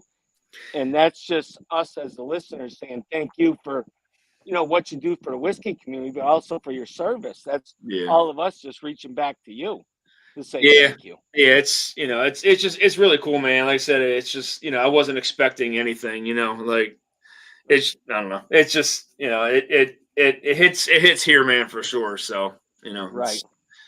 Absolutely. I mean, they're both amazing pieces. I can't wait to put them up there. It's going to look so nice. I think I'm going to put them I don't know yet. I haven't really kind of laid it out yet, but I'm really looking forward to it. I think I have shelves and stuff like that kind of picked out. So, an idea, and like the background and stuff. So I'm really excited to get this thing going. So, I can see you guys. You guys can't see me, so I'm gonna jump off. Go to the house, and I'll continue in live chat. All right, man. Thanks for hopping on, brother. Appreciate it. Right. Good night, you guys, and we'll talk to you on the next one. See you, buddy. Night. All right. Master Drum says yes for the Starlight pick. So Eric Gunderson, if you want to go with Jason on the Starlight pick, hang out, man. It's he said you're more than welcome. Cheers, Dan. Thank you for service. So happy that you like it. Eric gave me the honor to make it. It's so cool, man. Like I'm at a loss for words, man. I don't know what else to say other than like thank you so much for that. It's it's really going to be a really cool piece to like hang up on the wall next to everything. So I'm really looking forward to that, man. It's awesome that you did that, though. Thank you. Sagamore Meetup is ready to go. They opened a Raising Cane's a mile from me, says Eric Gunderson. Hang Z, NBC 8-year barrel, Kentucky 2811 under the gray Nash Tucky label. It's Beam for sure. Oh, yeah. Your words are spot on, Dusty. Thank you, JG. Much appreciated, man. Just order your bottle, Big Vic. There's a whole lot of giveaways up for grabs tonight from Dusty K. Luke's $5 injury. Thank you guys for that. Still blown away having that JW Dant 1956 bottle. Yes, sir, Richie. I gave you that, man. I had to give you that. For some reason, I always find myself gravitating towards like personal conversations with Richie. That one day he called me, I was like, "Was this really Richie? Like, is this really?" Yeah, that was a tough day for me. I was having a really bad time that day, but That was but to hear his voice was really cool, man. That was awesome. And I've talked to a lot of you guys personally about personal things too. So I'm not one that's super shy to open up about things. So it's just it's a little hard for me to do, but put me, Ethan, and Katie, and Dan. Thanks for generosity. Awesome, Nate. You're in it to win it, buddy. Yep. Much appreciated. Bourbon Baller Lee is in the house. Cheers. Cheers, Lee. Cheers, Lee. So I poured. What did I pour? I poured the 15 stars. I cracked this before I had a pour of it, and it's good, but like opening up again, it changed a little bit because I had this open for a little bit. And it's definitely changed. What's really cool though is the top. The top's like very heavy. And it's like the old metal Bardstowns. Yeah, like it's a really cool looking, like it's almost like an old. Oh yeah. Oh. It's made to look like an old. Oh geez, is that a? There's an old quarter though. It's kind of like that. Yes. Yeah. Yes. What's up, man? Hey, cheers, ladies Chris. and gentlemen. How are we? Good, man. How are you? Not too bad. Not too bad. You're actually off early? What is this? I off on a Monday night for once. Yeah, I hear that, man. I always like when I can hop in here. Normally I'm watching from work and then I get home and it's it's a little late. By the time I get ready, everybody's either on their way out or already tuned up. So yep. That's good, man. Good to see you, man. Chris, your channel just is blowing up, dude. Like it's moving. It's moving in the right direction. It's moving. But no, I would love to do a pick with you, man. That would be great if we can collab. And I know summertime is very busy for you, so it I guess preferably it would be outside of summer season for you. If there's something, and I've talked to Jay about it before too, about I want to do the experience of doing a pick at a place of doing the pick rather than mailing it to you. Mailing it to you is still great. Don't get me wrong. I love that. Yeah. But going to it and being with everybody that's doing it and having that experience versus, oh, here's 3 samples, pick your favorite. Good luck. Very different. So if it definitely, I mean, we're moving now. I mean, September, October, I can still get some free time because we definitely slow down. But November, December, January, February, March is it's free roam. I do whatever I want. So I'm going to see Jay at the end of this month. Maybe I can maybe we can kind of connect offline and talk over some of these picks that we talked about on here tonight, and then maybe when I'm down there, maybe try to put something together. Mm-hmm. I'd love to do something with you though. JG says, well, Dusty, the story about the rash was a little too much for me. That's crazy. You remember that, man? Yes. Oh yeah. Yep. Getting some so when you get some chafing going on, right? I got pretty big legs, right? They're pretty solid legs, and as you get some chafing going on, the legs are rubbing and they get wet and it gets nasty, and you pop some cold mud in where that rash is, and it'll do the job. So from mud. So I'll be dialing again, brother. Cheers. Copper Wolf with a $20 super chat says, throw me in. Cheers, man. Much appreciated. You are in it to win it, my friend. Again, guys, so tonight is going to be a sample pack of the K-Luke, batch 4, batch 5, and the rye, toasted rye. Barrel batch 35. 2 samples of the Old Quaker, which is a new one that I just picked up off the secondary. I think it's a little older than this one that I have here from Shenley. 2 samples of an 8-year Kentucky Tavern, which I haven't sent out at all yet. I've never sampled that one out. Sample of the Old Crow Chessman from 1969, and then one of my Glencairns. So we're going to give that away. So, but thank you, Copper Wolf, for the super chat. You are in it to win it, my friend. So Chris, have you talked to anybody else about doing any kind of barrel picks yet, or? So we have an ASW pick with me, the Bourbon Van, and the Bourbon Judge Marcus, the Fiddler's Heartwood. It was my first time trying it. They're good. They're better than I thought they were going to be, because I'm not a fan of that double oaking, staving, extra oaky process. It's just not. I've never been like a true fan of that process, and they were less oaky than I thought they were going to be. With how they basically called it triple oaked. I mean, we were on the live with the guy that was part of the company. He's like, this is basically triple oaked stuff. Like it's double oaked and then staves process and all these things going on. So I was like, I'm not gonna like this. I want to be part of the pick. I'll give you my honest opinion on what I think, but I kind of was leaving it up to them, and they were like, and I came in and I was like, this. We picked one, and it's really good. A lot sweeter than I thought it was going to be, and again, a lot less oak. So did you ever try the Old Carter Bourbon Batch 14? I've had one Old Carter, and now that you mention it, I'm trying to think of which batch it was. And it was a sample. I can't remember. I don't think it was batch 14 though. Okay. I think it was one of the. What are they up to now? They're up to like. I think 14 was the last, right? And then that's the last I've seen. Yeah. Okay, then yeah, it definitely wasn't the 14th. Yeah, it was a little while ago. So. Joe Graves says, "Talk slower for me." That's the one. The most comments I get on anything from my videos is like, "Yo, slow down." This is just the speed I think in. I just I think. Chris, come on, man! $10 super chat from Chris. Thank you, man. I just want to thank Glenn. I just want to that's what I'm here for. Much appreciated. I am going to put another order in for those. So thank you for the super chat. JG, your decision to mention that live might have been a bit rash.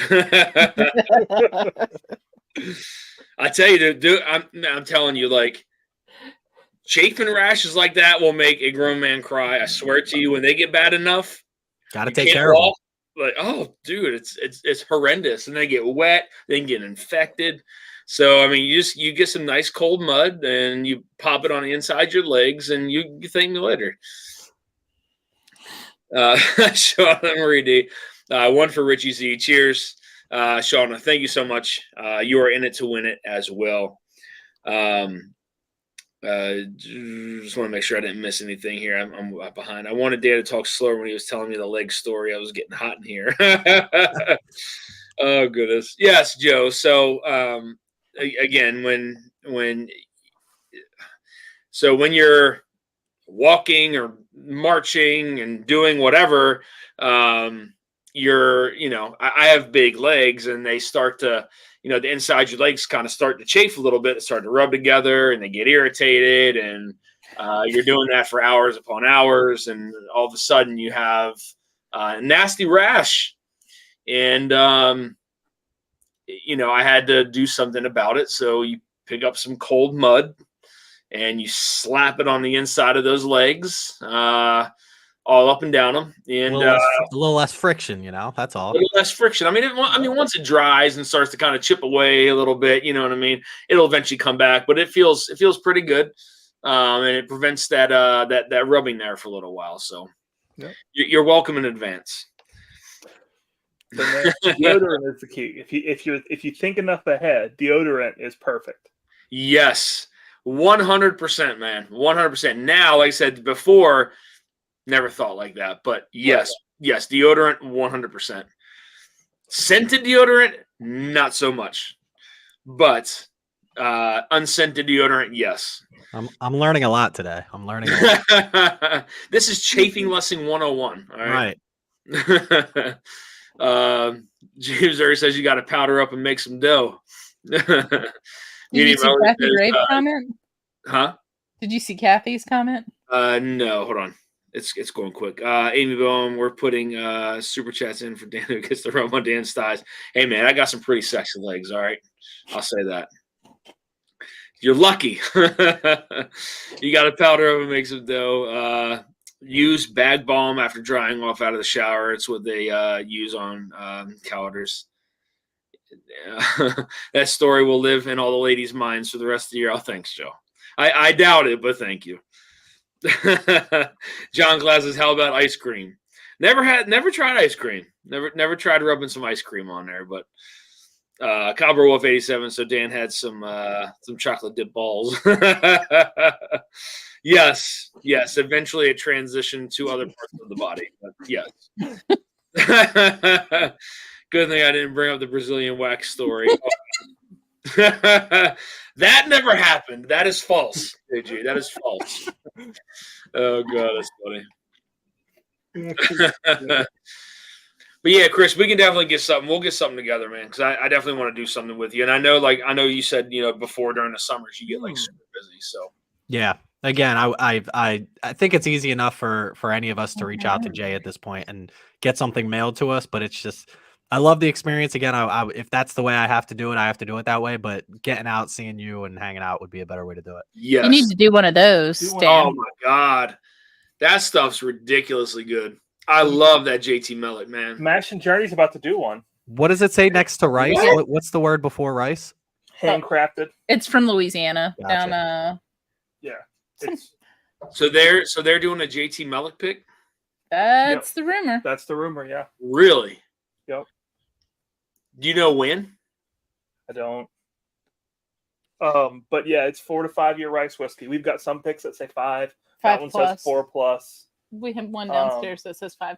Yeah, word is people are trying to get some picks. That's the one that you really enjoyed in the Ascot Awards. I loved it in the Ascot Awards. It was fantastic. Speaking of them, what's going on, man? Oh, look at this guy. What's up, guys? Cheers, man. How are you? I figured I'd jump on and say hi real quick. That Yeah, sign man, good say to no see ya. microwave behind you? What's that? It says no. No microwave? Is that what that is? Is that Uncle Tony? I wrote that. I wrote no cancer when I did that. I left it up. Nice. Jay, good to see you, man. Okay, what's going on? Not much, man. So I know we're gonna be like an hour apart on this Starlight pick. Yeah, leave some freaking good barrels for us, dude. We should all do it together. You I'm should a just little- crash. Just one That's big what I group. said. I feel like everyone should just stay and help everyone pick each other's barrels. It'll be fun. What if you pick the same one then? Rock, paper, scissors, best out of 3? Well, I mean, it depends on whose time slot it is. That's how Right. you. That's Yeah. just proper barrel selection etiquette. I mean, do we want to do that? But I mean, that would be Yeah. epic, man. Like, Well, that's big. how many people do you have? Because then it looks like you're. I have 6 with me. Yeah, that's a lot. I mean, you don't want 25. I'll just drink some of the barrels, but I won't make any decisions for you.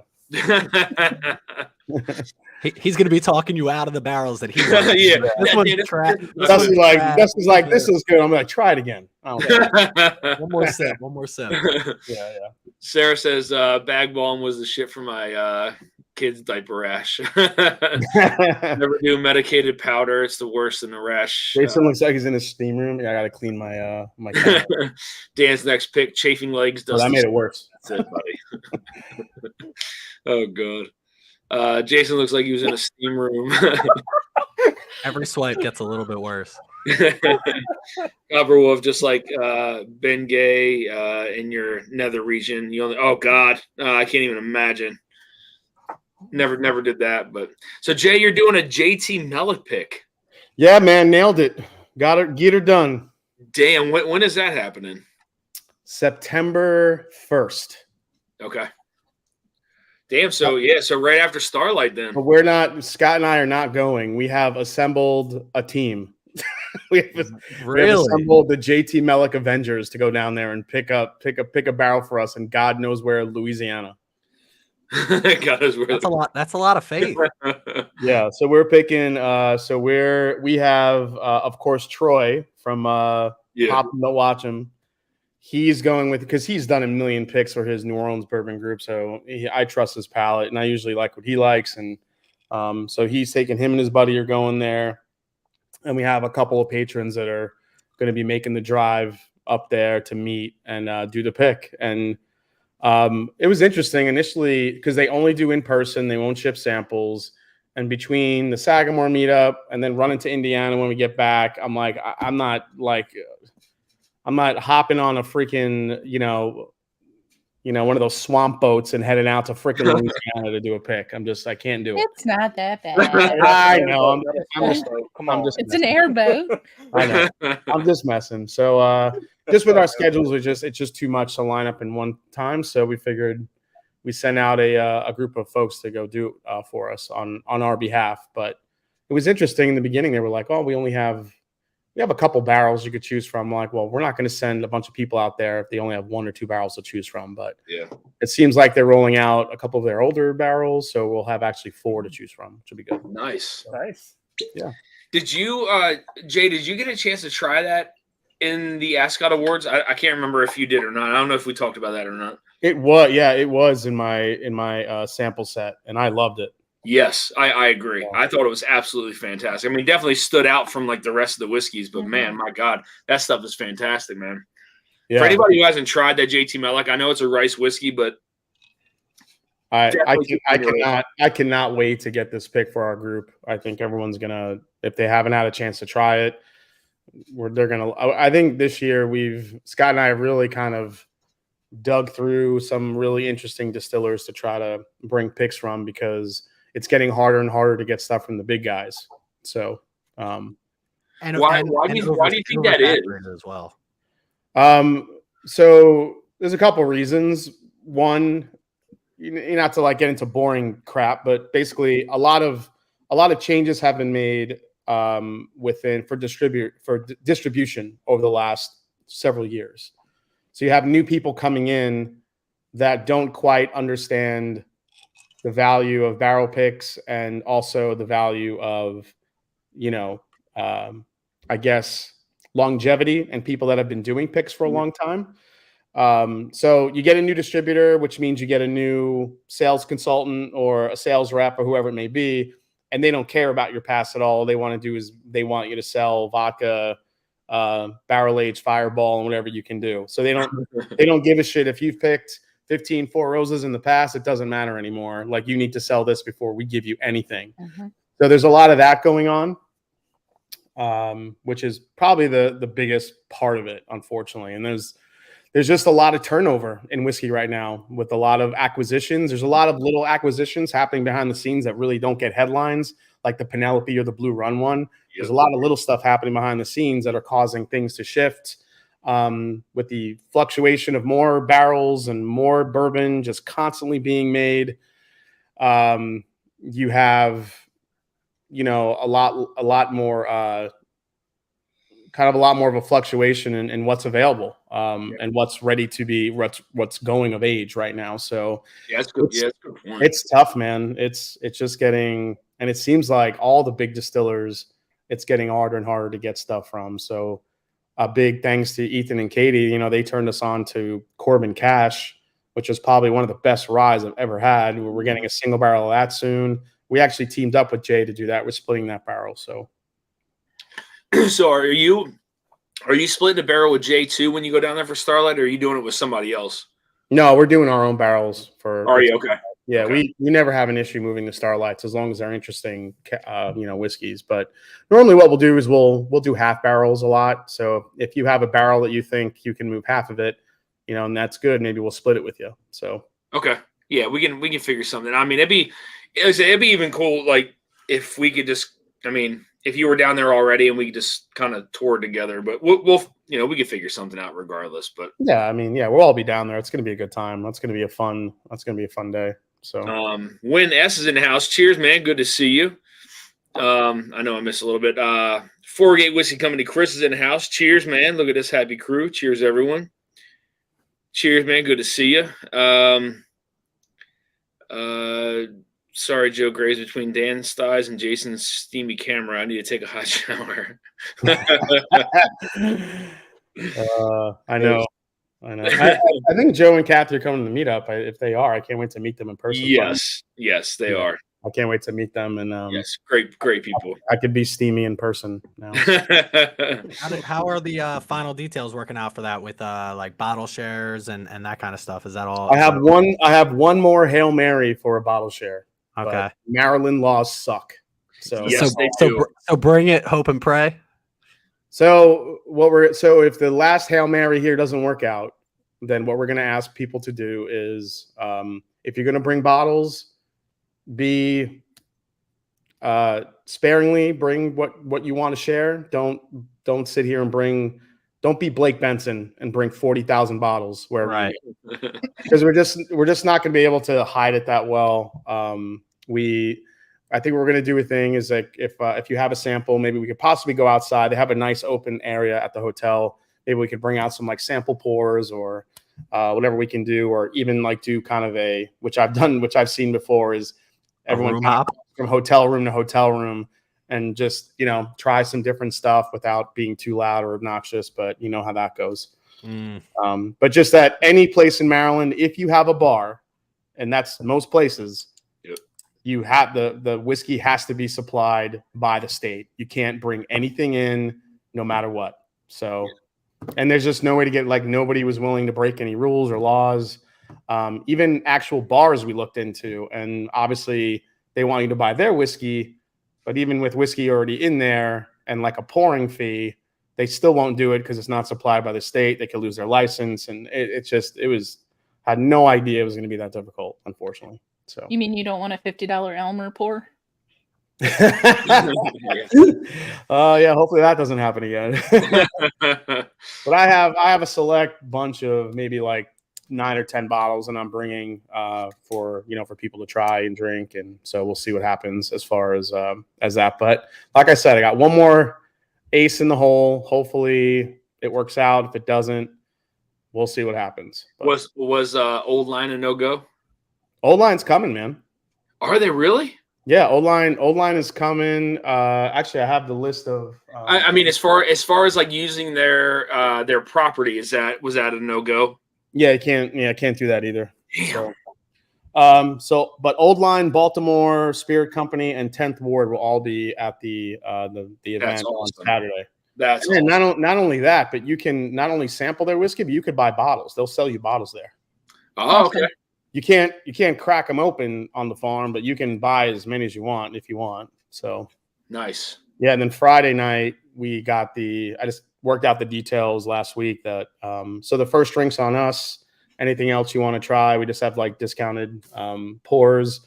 Anything that's available in the Sagamore shop, they're going to be pouring, including the pick we did, Dan. Oh. Awesome. Yeah, so you can buy a few pours of that. Obviously, it's going to be catered food. I'll have some T-shirts for sale and some stuff around, but it's going to be pretty low key.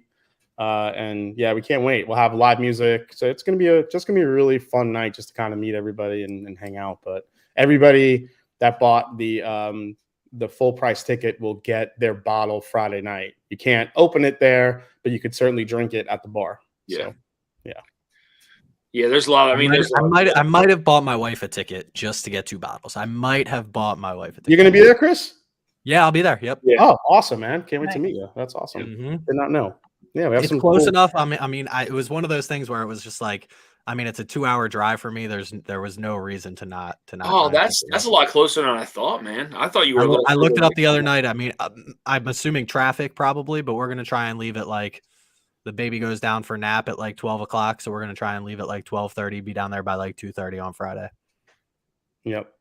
Yeah. We'll be, Friday morning, Scott, myself, Kim and Julie will be at Sagamore at 10 in the morning, making up the bags for 2 hours. Yeah. I'll start drinking too early. I'm going to try not to.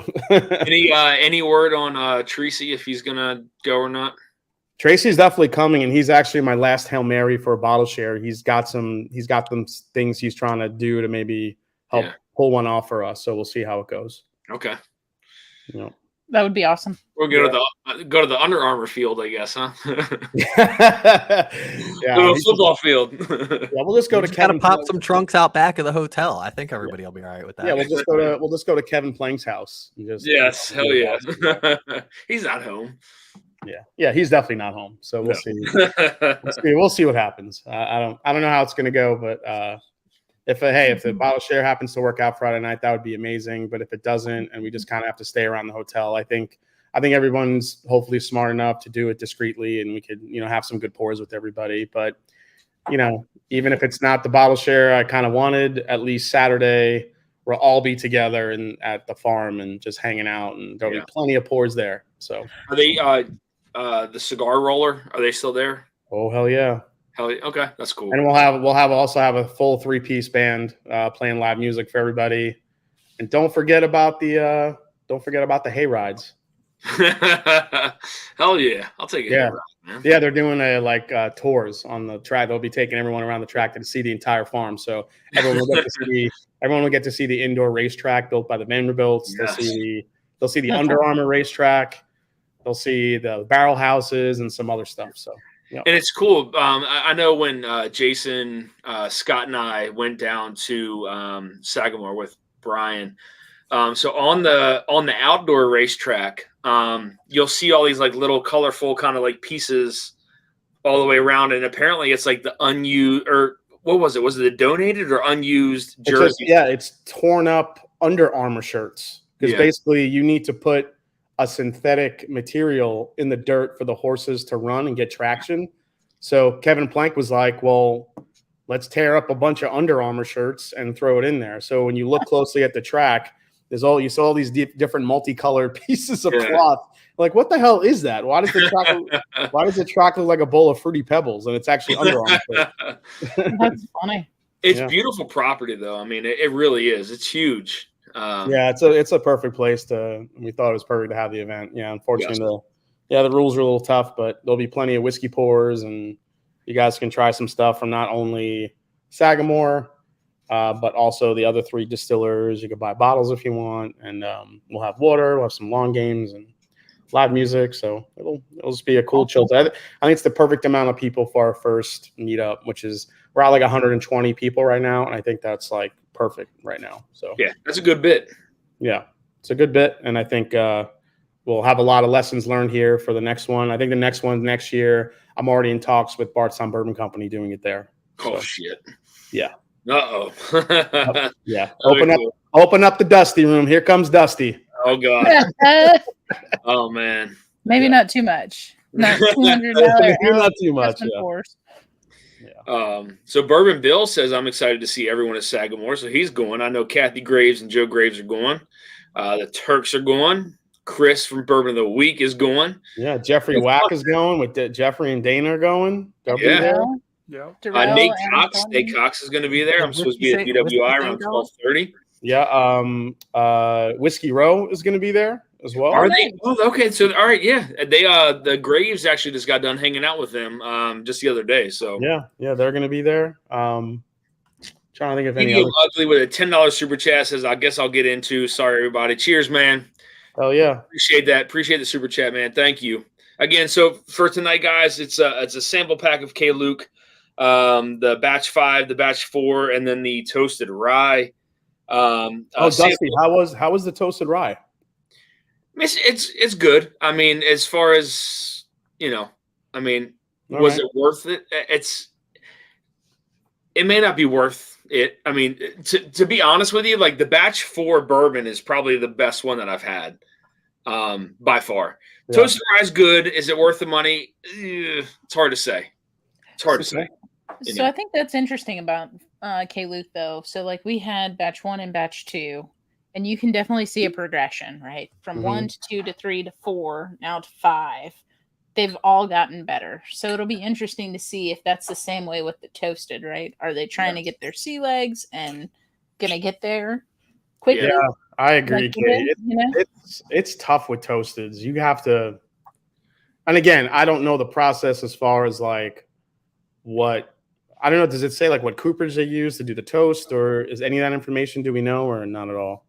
Not that I know of. I don't think so, but yeah, because sometimes it's weird. You have to figure out how long, what that toast looks like. I mean, it's not a perfect sign. You just don't know what's going to happen to that whiskey once it's toasted, unfortunately. But yeah, I trust a toasted rye over a toasted bourbon any day of the week. Yeah, I mean, I don't get like. I mean, obviously it hasn't had a ton of air, but like I don't get a ton of that like that toasted kind of influence on there. It's good, but is it worth the price? It's hard to say. That's so. Dan, you should try leaving the cork out of it for about a day. I have to do that when we get new Frey Ranch picks because they're so tight up front. Mm-hmm. I literally leave them uncorked for a day or two. And it changes that whiskey. That's what Kenny makes all the difference. Yeah. Okay, I'll do that tonight because I'll probably have to stop back here tomorrow, so I can leave it open tonight. What does it say? Kathy says the Yurks are coming as well. Okay, so James and Sarah will be there as well. We will be there all the way from Oregon. Says EJ. What? Yeah, EJ's coming from across the damn country, man. Yeah. That's insane. And then Big Vic said he can't come. So Big Vic, you're just not as cool as EJ, apparently. Oh, goodness. Medium Ugly says, wow, I was watching like 10 minutes behind. It's all right, man. I'm so far behind in the chat right now. Brian with a $10 super chat says, cheers. Look forward to all these picks. Absolutely, man. And thank you so much for the super chat. Much appreciated. I heard you got a blue run pick there, buddy, huh? Well, yeah. So I honestly thought like mine was gone, right? So I had them on the channel, and once we went backstage, it was like, hey, I can get you a barrel or whatever. And he threw out some dates, and I was like, hey, I can't make this work with work, and I didn't hear anything. And then all of a sudden, I got a call today, and I was like, hey, I'm going to be down in Kentucky on the 30th. So on the 30th, we're going to be doing a pick at dinner. Are you going to be down there on the 30th? What's the 30th? Wednesday? Oh, like you're going in the day before the pick at. Yeah. Yeah. No, I'm driving in that morning because we don't have to be there till well, what time is your pick officially at 7 p.m. Wait, what time is your pick officially at Starlight? 12. Oh, okay. Yeah, so we're gonna probably roll in there right at 12. So okay, so you won't. All right. Yeah. Okay. Dude, I'm not gonna get invited to any Blue Run dinners. Are you kidding me? They probably have my fucking picture on the wall. With a whole bunch of butterflies around Yeah, it. they're gonna be like, Dusty brought this fucking guy. Come on. They'd never talk to me again, man. I avoided Blue Run for a long time because of what you had said about them in the past. I'll be honest with you. Yeah. I mean, listen, it's decent stuff. I just don't like their. I don't know. The marketing and the marketing and the lack. It's the marketing and lack of transparency that bug me. I'm wondering now with Coors buying them out. Yeah, I mean that's going to be interesting because I know Mike is still going to be like vice president of something over there, so it's going to be interesting how that. Is that the first time we've heard of like a beer company buying out like? No. No. There's been a lot. Yeah, there's been it's a lot of small ones that just get eaten up. They just get eaten up, and because now everybody in beer wants to get a part of the whiskey game. But then what? Then just let it go and let these people run the company and profit. Yep. And that's basically what they're doing. It's basically a huge cash infusion. That's what they're but to Blue Run's credit, and I said this last week, they're letting everyone is staying on board. Yeah. So all the guys who started the company, they didn't just cut and run and were like, all right, we made our money, bye. They're staying, at least for the time being. So I respect them for that. And, honestly, I can't even really get on Blue Run anymore because Blue Run, what bottle these days isn't $125, $150? That's true. The price point isn't as bad as the price points now have all kind of leveled off around that. So Blue Run has just made it fun with butterflies, I guess. Yeah, it's gonna be odd though because I know like the Junkies did one and Matt did one and they have those outlets to move those and I'm a little worried about I'm not gonna lie to you, I'm a little worried about it. All depends on the price point. What are the price points of these picks? I heard they're gonna be like $2.25. Is that true? I hope they're not $2.25. Oh my god, that sounds right. I know a TikToker that got a pick as well, and I think that sounds about right. $225. Yeah, I don't know. I can't confirm or deny exactly around, but I think it's going to be around that point. And how old? Do you know how old the barrel was at least? I don't know anything else. Just see, I've heard it ranges. Like I've heard ranges of age from 8 to like 13, depending, but. It's hard to say. That's a lot. I thought Matt did a blend because I think a blend is an option where you can actually do a blend. I don't know. I don't know what Matty did. Okay. I may have to talk to Trey about that though, because if that's the price, that's the price point. I had to cancel it. That's a little hefty. Well, listen, if they made like a 12-year-old bourbon available to you, you're probably not going to get a ton of bottles out of that anyway. So even if it was a $225 bottle with 12-year-old Kentucky sourced bourbon in there, you know, what would you get the most? Probably what, 100 and I mean, Russell's Reserve is 9 years old and you barely get 130, 140. You'd probably get less. That's true. Unless it's a shitty barrel and it aged weird. Joe Gray says, Jason, you should go to Blue Run Incognito as Uncle Luigi. Hello. I love the Blue Run. Give me the Oh, shit. That's funny. Bourbon Bill says, Dan, you should be real nervous. Yeah, I mean, after hearing that, yeah, it's a little different. Dan, I'll spill a quarter bottle with you. Yeah, I mean that's a little pricey. I mean if that's what it is, if that's true. I mean, again, I don't know how vast like their selection is, but I do know. I remember reading the press release, and 3/4 of the press release was about the whole lottery thing that they did, and there was maybe 4 lines about the actual whiskey. Yeah, so, yeah. Yeah, I'm wondering if maybe that was available to Matt only because he won. His name was pulled in that, but I don't know. Yeah, like that's something I had to talk to Trey about prior because like I don't want to. I'd have to let him know soon if that's something we want to do because I don't want to do it and then it be that much because that's a little bit of money. So yeah. That's had a real spicy meatball in Michigan. I had Chris's spicy meatball pick. That was good. Yeah. What was it?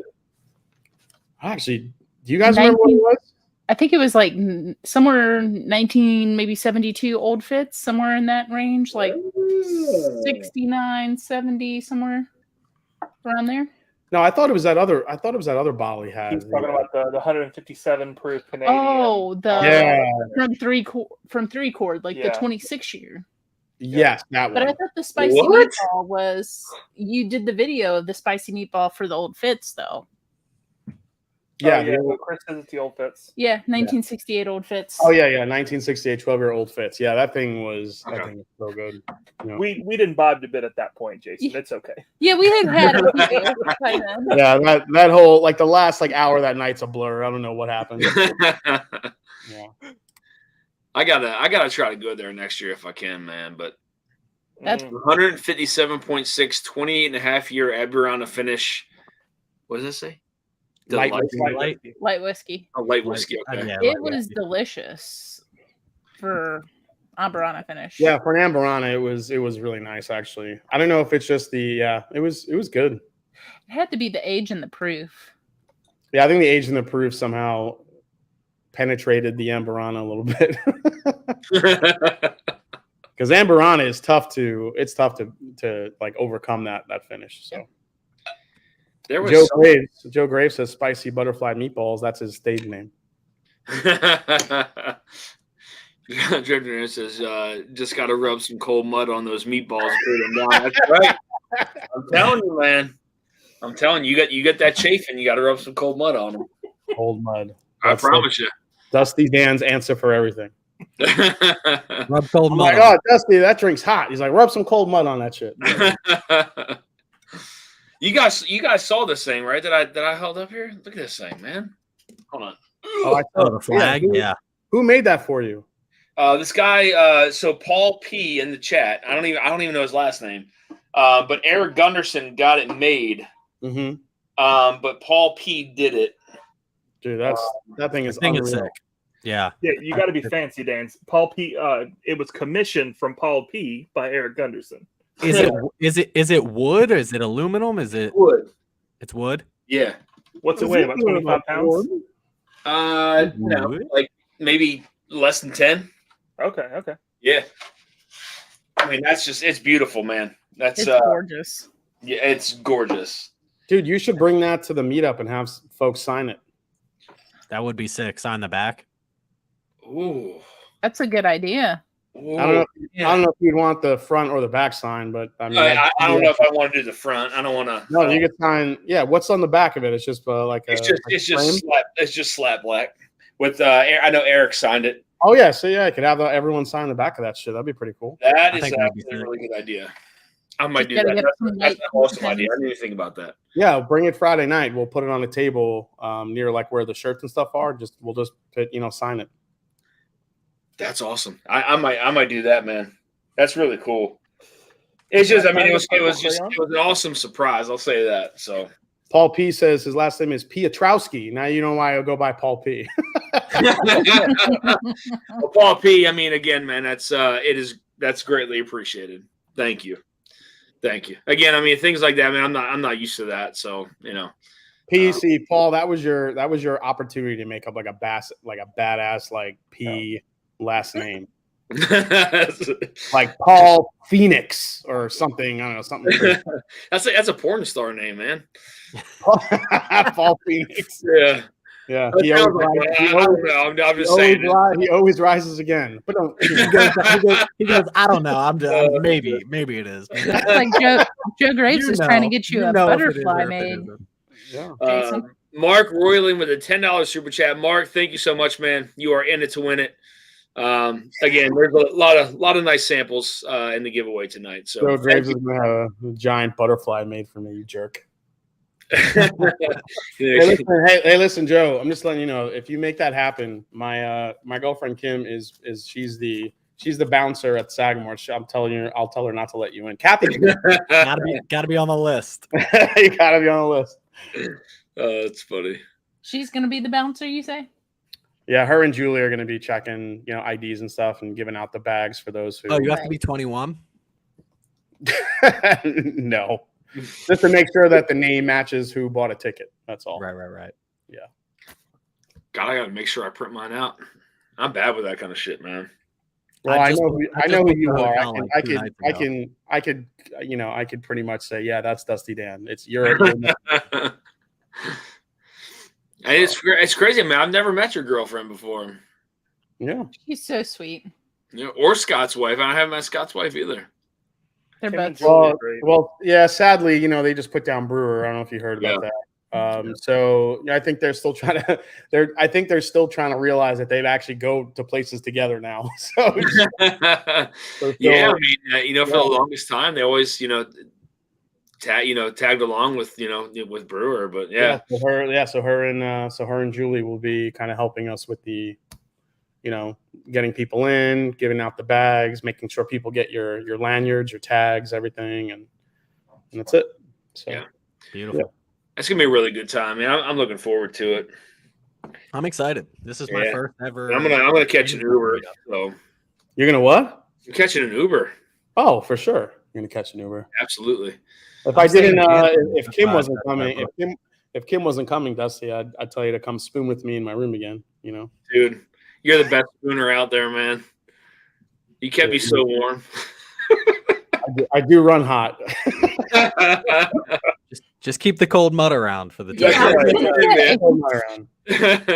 Yeah, poor Dusty. I didn't even hear Dusty getting up and getting sick that night. I was out. Yeah. Getting up and getting sick. Oh yeah.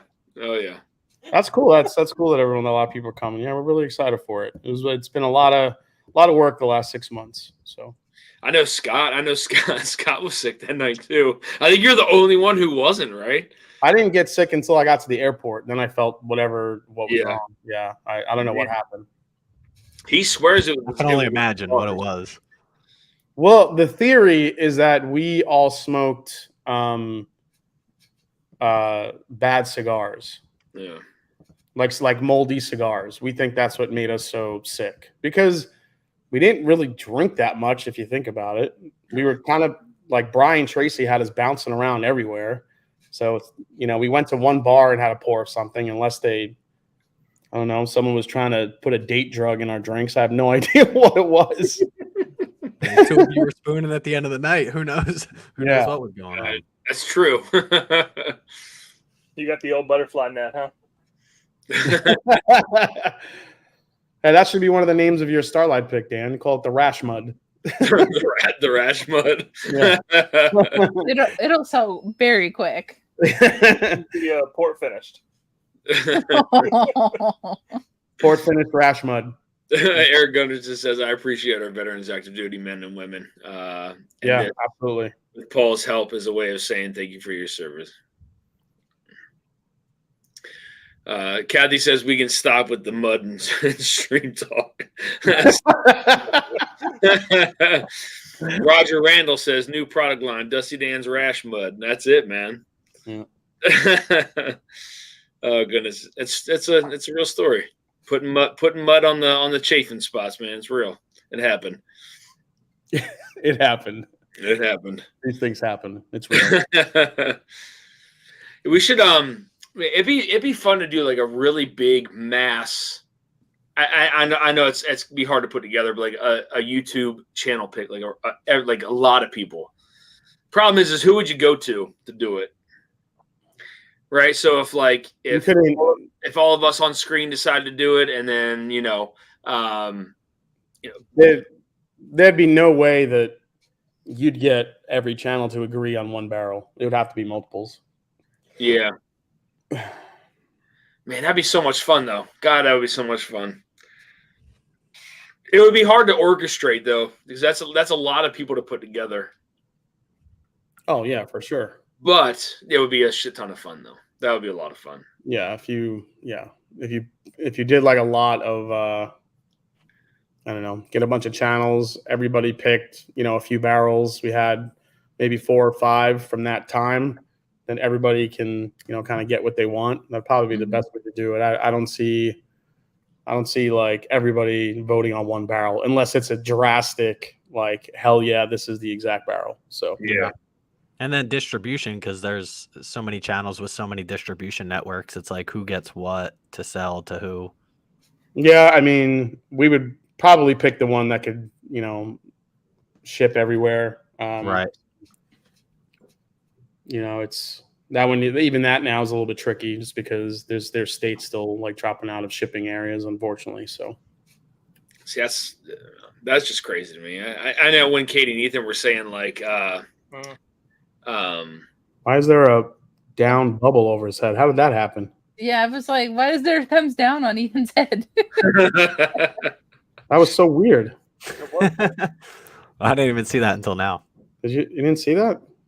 There's a magazine here. Instead of field and stream, it can be mud and steam. Dusty is a good outline. I think Ethan hacked the stream. He's putting live graphics up over there. Top Dog with a $20 super chat says, "Good night, all. 2 for Doug H, 2 for Eric Gunderson. Hope he has an I don't know what after that. And maybe miss out on a word, but thank you, John, for the super chat, man. Much appreciated. 5 channels, 5 barrels, 5 blends. Oh my god, that would be insane. We'll just make an infinity blend for all of YouTube. Yeah. Paul P says shared pour stopped shipping to Tennessee again. Yeah, Tennessee and Texas. Texas is off the map for shared pour as well. Why though? I don't understand that. Like, I don't understand the reason behind it. Like, what? Because certain states catch on about what's coming into the state, and then they put a halt on it. That's all it is. That's crazy. Did you hear that Sealbox stopped shipping to Kentucky, Jason? Did we tell you that? I did not hear that. Really? So when we tried to order the K-Luke rye, when we're at Pours in the Park, we have a UPS box up in Murray, so like an hour and a half away from us in Kentucky. Don't even ship there anymore. Wow. They were shipping to Tennessee, and then they stopped, like as of a couple of weeks ago. Same with Kentucky. Yeah, Tennessee, Texas, and Arkansas, right? Arkansas. Those are the 3 states that like really put the hammer down. Yeah. Mississippi's gotten weird too. Yeah, Mississippi got weird with yeah, Mississippi as well. Got Oregon? Shared pour doesn't go to Oregon, right? No, shared pour does not go to Oregon. Well, that's a little different though, because Oregon's a state controlled, right? And so that makes it weird. Pennsylvania jumps in and out all the time. I've literally been in the middle of a barrel pick where he's like, "Yeah, we'll ship," and then a week later he's like, "Nope, we won't ship," and then a week after that, "Yeah, we'll ship again." It's weird. What's weird too is actually here in Ohio, like some places they let ship in here, some that don't. I'm not sure if they're all looked at or not. It's weird. I feel like it's more about who they're looking at and who they're actually going after rather than if they're allowed or not. It's just No. who are they going to actually stop and shut down and fine or whatever they do to Yep. stop it happening? So he said, Eric Gunner says a keg and bottle just stopped shipping to Tennessee too. Really? Mm-hmm. Tennessee is not a good shipping place. Damn. Kathy Gray says, I'm going to have to quit my job, buy an RV, and start a mobile whiskey delivery service. Jugs in motion. I love Yeah, it. Jugs in motion. There we Oh my go. God, Kathy, you would make a killing doing that. The only problem is that whiskey people are not the most patient in the world. They want their bottles like the next day. Right then and Yep. there, yeah. For free too. For free. Yeah, I love when we release a bottle and like 2 days after they order. I haven't even gotten a label yet. When is this thing shipping? I'm like, dude. I'm like, I have a feeling you have enough bottles to hold you over until it comes. So just let's chill out. Sharedport put out that email for the updated shipping prices, and people were like messaging me like, do you know Sharedport is? I was like, I released one bottle on Sharedport. I don't control it's not my company. It's like they're raising their prices. I don't know what to tell you. And they upped it by $2. $2. Right. $2 whole. I originally thought it was more. I thought it was like 20 something to ship, and I was like, holy shit, this is crazy. Well, it's 18, but you can order as many bottles as you wanted originally. Yeah. I don't know if that still holds true with the new pricing, but I'm pretty sure it's still flat rate. Still flat rate. Joe Gray says, how about we start dishes in motion? Okay. Joe, I don't know how you're alive still, man.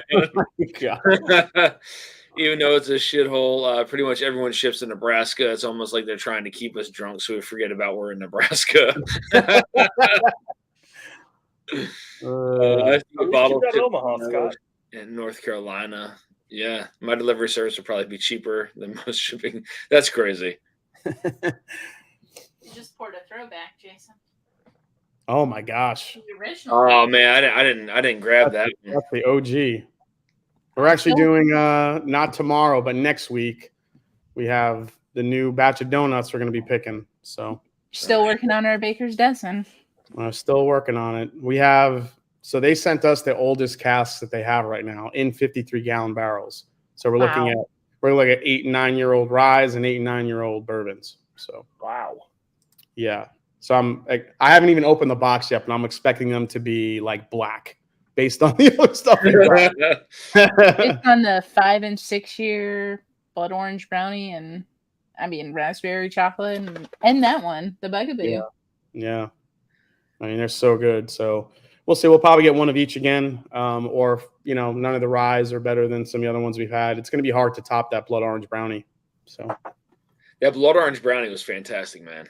Yeah, that was really good. That's one of those immediate like, holy crap! Like this is ridiculous. We're taking this barrel. I don't care what it is. Yep.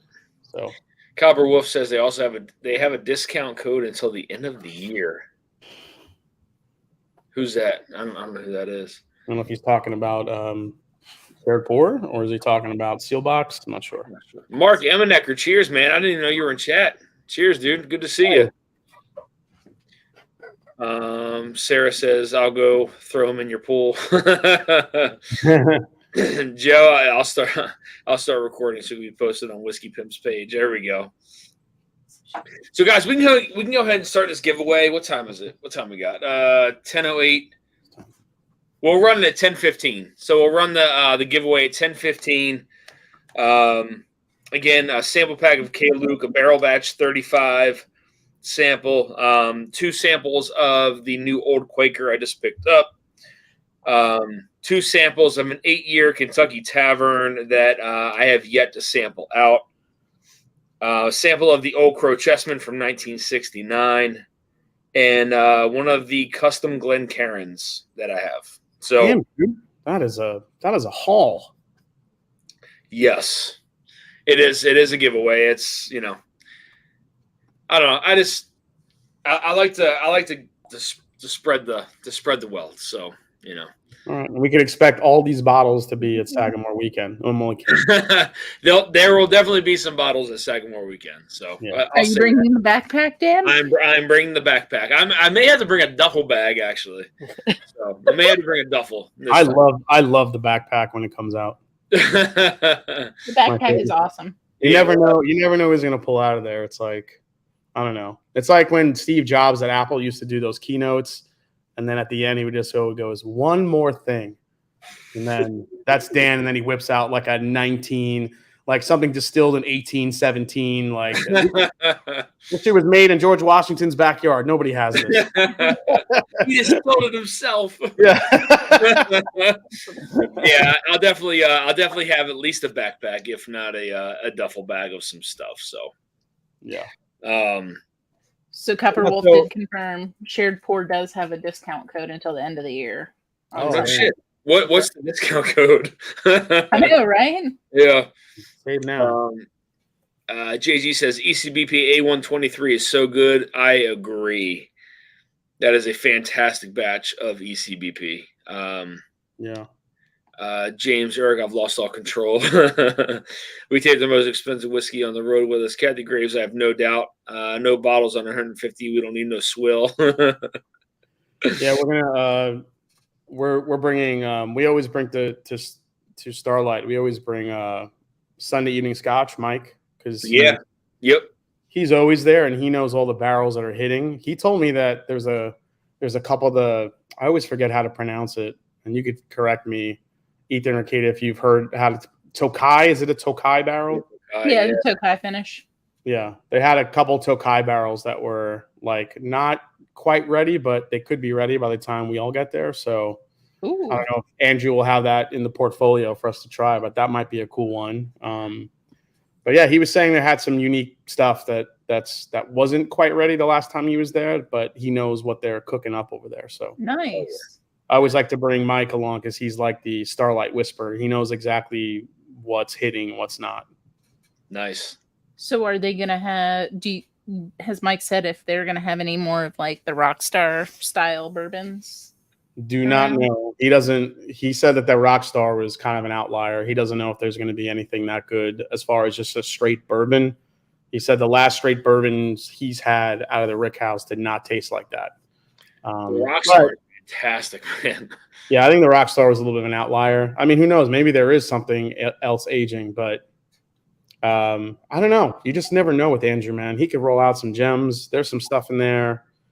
I remember the first time we ever went, Scott and I, we were all done picking, and we were like, I don't know. We had a couple nice ones, but nothing really blew us away. And then he had one of his guys go and run down to the other Rick House and pull out some old, which ended up becoming Sherry Pie, which was a great sherry finished bourbon. Yeah.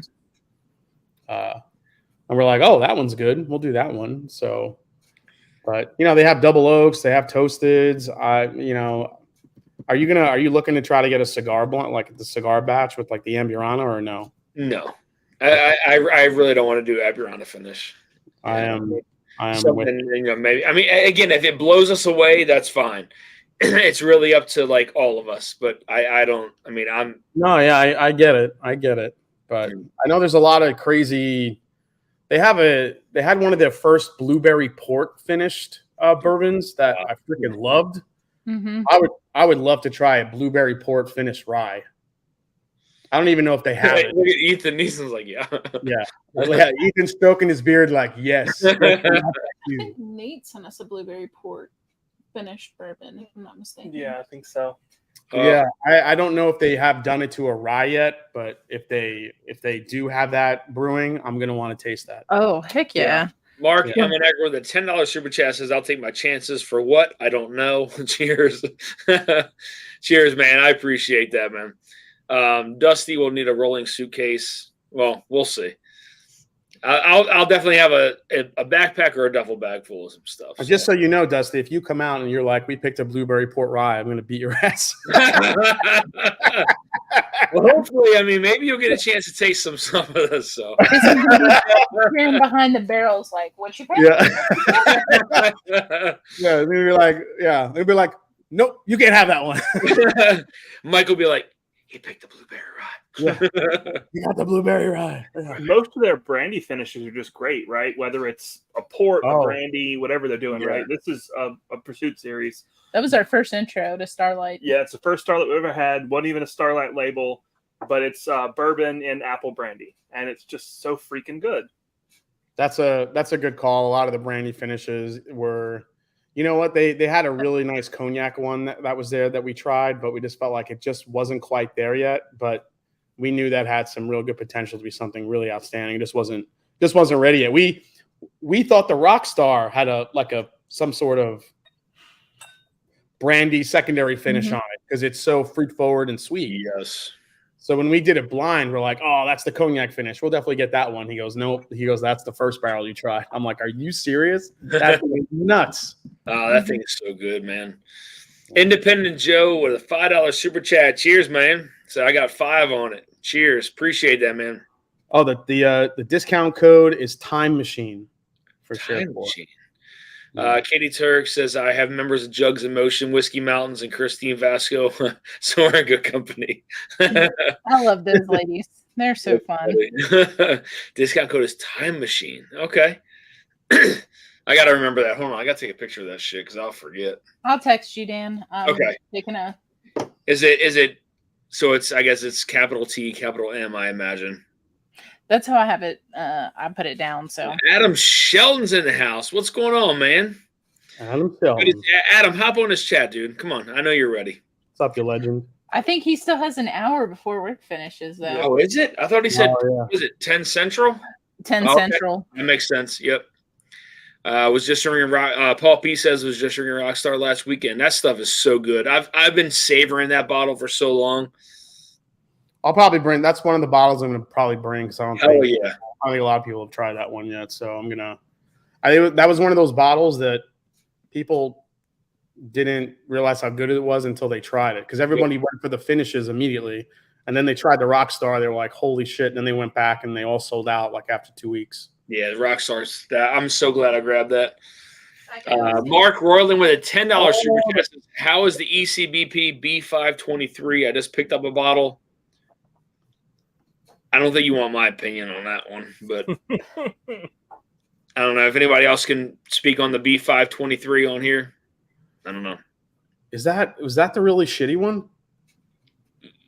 Yeah. Okay. Yeah, it definitely wasn't great. I mean, I don't, I went back to it the other day and I was like, what is going on with this thing? It's just one of those inconsistent batches, man. That's it. It wasn't awful, but it wasn't like it didn't live up to like what A123 had put out. Exactly. It doesn't live up to that bar. For $70 for a 12-year whiskey, it's fine. Yeah, but you would expect a 12-year from Heaven Hill to be a lot better than it was. But yeah, I agree. But A123 was like just like out of the gate, like hell yeah. Go. A123 is knock you down a peg.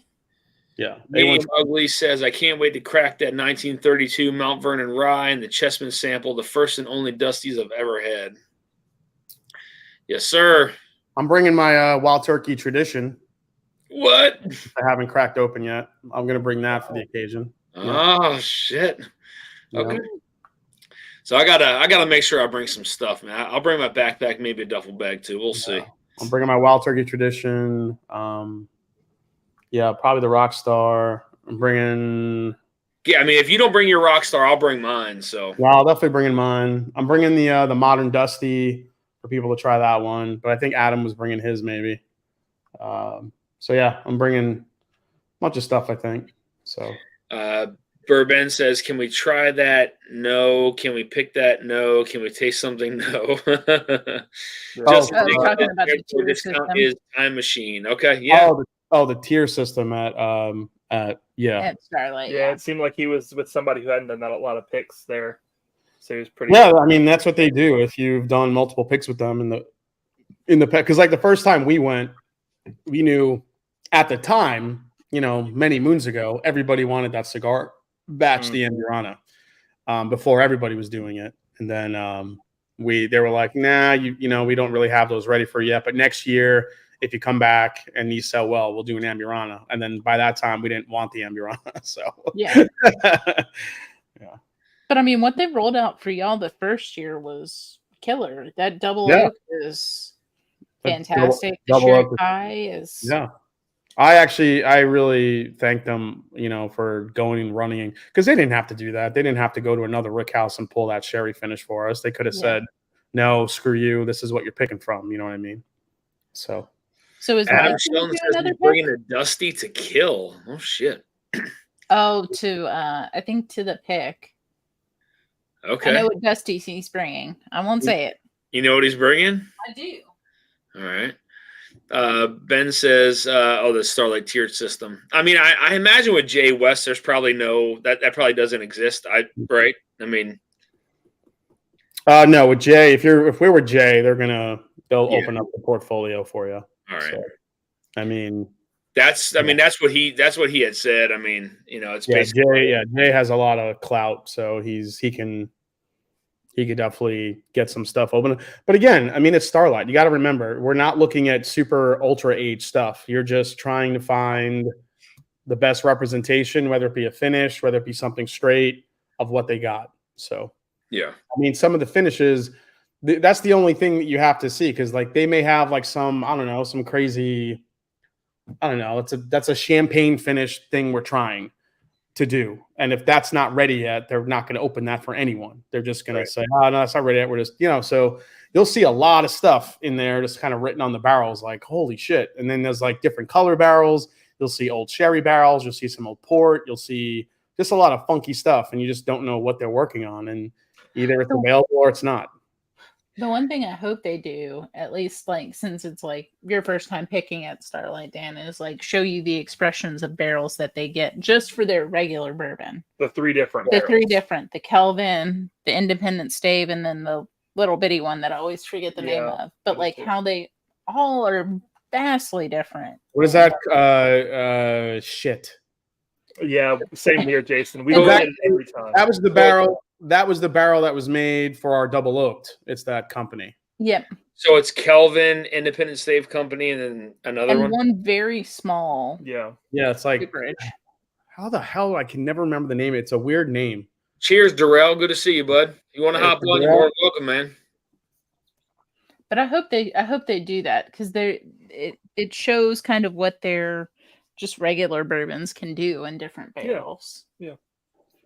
I think Mark. I mean, Marcus says, well, now at least I have low expectations going in. I mean, it's not that B523 is a horrible pour. It's just not like it's not what you would expect from a B batch of, Elijah Craig.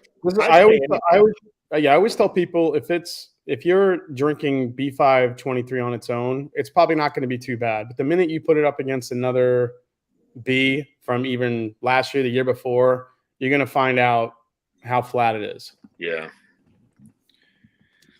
All right, let's run this giveaway. I'm already way past time for. Wait, hold on. Here it's Seguin Moro. Yes, that's it. That's the other cooperage that they use. They're out in California. Segway Moro. Seguin. Yeah. I don't even know. It's Seguin Moro. It's a Napa cooperage. Interesting. They're smaller. Yeah. Yeah. It's smaller, and they, I'm not sure what it is, but some of the stuff that they age in that is really unique, and it could come out pretty damn good. So yeah. Eric says, Shauna says, finishing off the Stuff and Whiskey Found North pick sample. Oh, is that the which one is that? Is that the what do I have? Do I have that right down here? Oh, Stuff and Whiskey Found North. Nice. I think it's just it's not a finished. It's kind of like y'all's was, Jason, where it's just another barrel. Just like a second maturate, like a toasted. Yeah, a toasted barrel or something.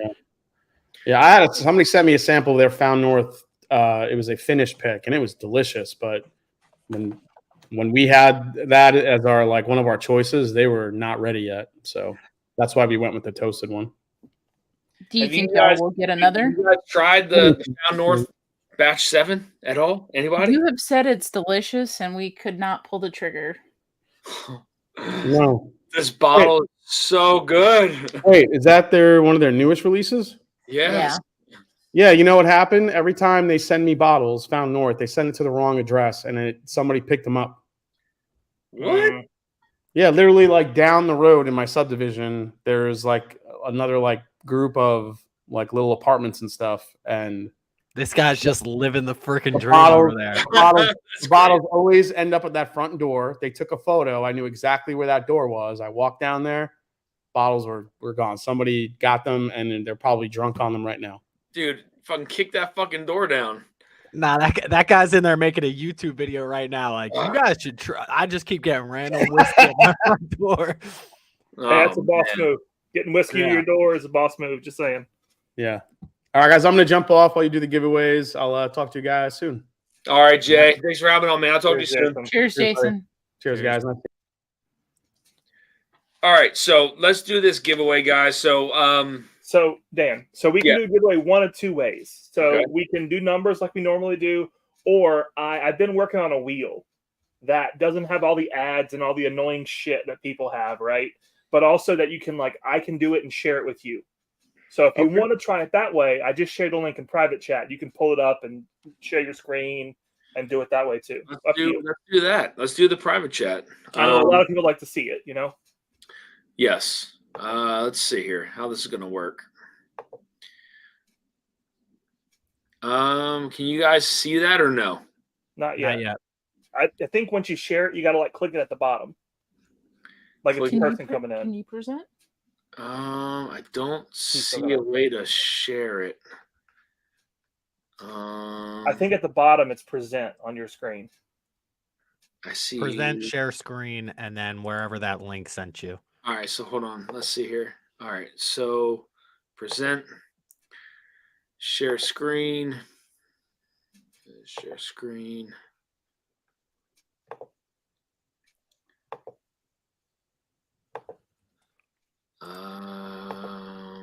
Let's see. Like I said, we can always do numbers, but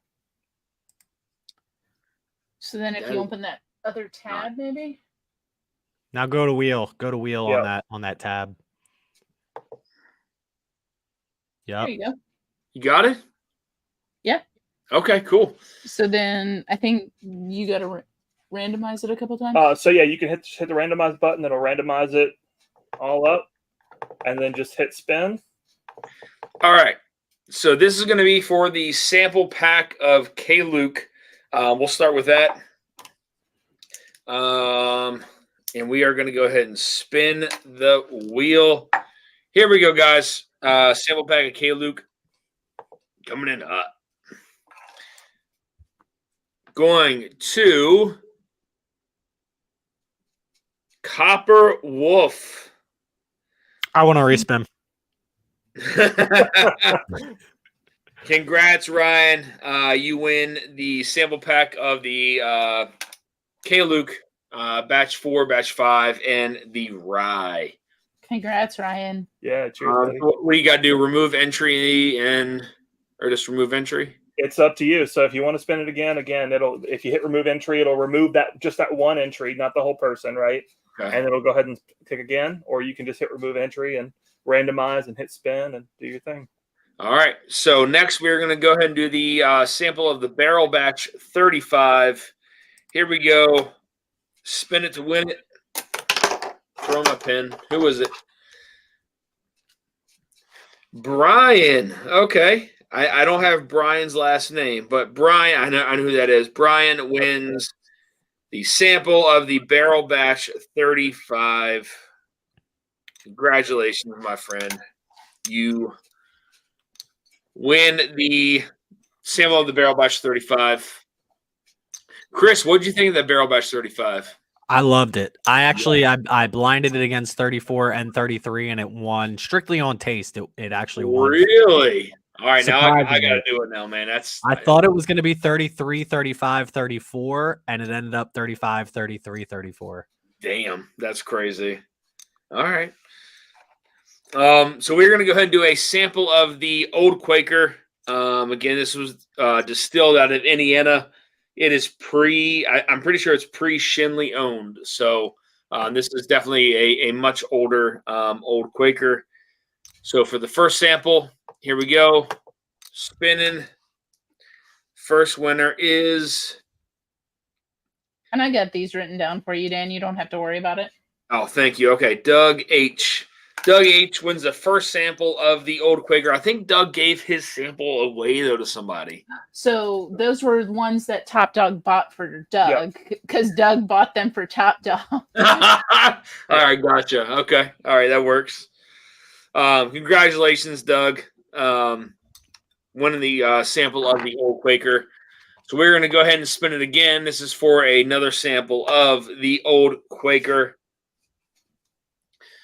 Winner is Big Vic, who says he never wins anything. This is rigged. I never win anything. It's rigged. Congrats, Big Vic. Congratulations, my friend. You won a sample of the Old Quaker, which is Old Quaker is fantastic. I love that stuff. I mean, Shenley version is fine. I'm sure the pre-Shenley version is even better. All right, so next we're going to go ahead and do a sample of the 8-year Kentucky Tavern. These are samples that I have never sent out to anyone before. So let's randomize one more time and then spin. It's for a sample of the 8-year Kentucky Tavern. 86 proof goes to Shauna Marie D. Congrats, Shauna. Cheers, Congrats, Shauna. Yes, you should enjoy that one for sure. It is a delicious pour. It is cherry forward, so you should enjoy that one. All right, so next up is another sample of the 8-year Kentucky Tavern going to Doug H. Okay. Man, congrats, Doug.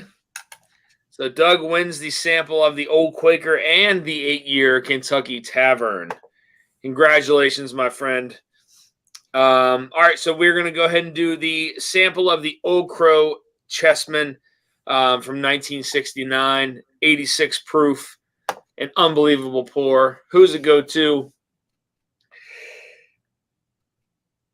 Mark Emanecker. Oh, Mark, thanks. congratulations, man. Cheers, Mark. Mark, congratulations, man. That's a fantastic dusty pour for sure. That was a good rhyme. All right, guys, and last but not least is going to be the Dusty Days What's Your Reviews, Glenn Caron. This is what we're here for. This is what we're here for. Here we go. Spin it to win it. The winner is Brian. Okay, so Brian again. Wow. Congratulations, Brian. You know what? We'll do one more Glen Caron. I got another Glen Caron that we can do. So, congratulations, Brian. You won the Glen Caron. We're going to go ahead and spin one more time, guys, for another Glen Caron. See who the winner is, and it is Cam Lochner. Damn. That's awesome. Yes, That's it is. fair. Cheers, That's Cam. fair. Cheers, Cam. Semper Fi, my man. Yeah, you could write your name on it in purple crayon, Cam. You can put all your crayons in there. Guys, thank you again for all the super chats. Much appreciated. Congratulations to everyone who won. Katie, Ethan, thank you so much for creating this wheel. This is actually really nice. That's I all. love the drifting dram symbol there in the middle as well. So I'm gonna make it so people can put their own logo in it. It's a work in progress. I love it. I absolutely love it. Yeah, Ethan did that all behind the scenes. Vic, what's going on, man? How do I? This guy. What the fuck? There we go. There we go. Multiple. All right. Yes, guys, congratulations to everybody. Again, much appreciated for all these super chats, guys. I am going to order some more Glen Carons. Barrel Raised, who is on Instagram, it is under Barrel Raised. He did a fantastic job getting that stuff done. I know Chris got his stuff done through Barrel Raised as well. Ben is awesome. Ben does He is, yes. I mean, it's a very quick turnaround time, and then yeah, fantastic. Hold on, Chris. Let me hold that up. Nice. Mm-hmm. This is the new design. I'm working off that Philly theme of the Love that, man. LOVE versus the Yes. BOW. And then Where are Tipsy those Pastry, for which is a sale? little once a week thing we're trying to work on over here. Chris, what are those for sale right now, or do you have any? Or These are not. These personally are not. I have my just the normal Glencairns, not the blacked out ones with the BOTW and the my original logo, which is the Bourbon of the Week logo. Okay. Nice. Yeah. I'll have to snag one. So Dustin, good night, guys. Good night, Joe. Have a good one, Mark Amenacker. That's kind of why I went for it. Hate the ads. Most sites are distracting. Yes. Love statue. Yes. Yeah. Mark Amenacker says love statue. Yes, indeed. Again, guys, cheers everyone who won. Man, I miss a lot of chat. I'm sorry, guys.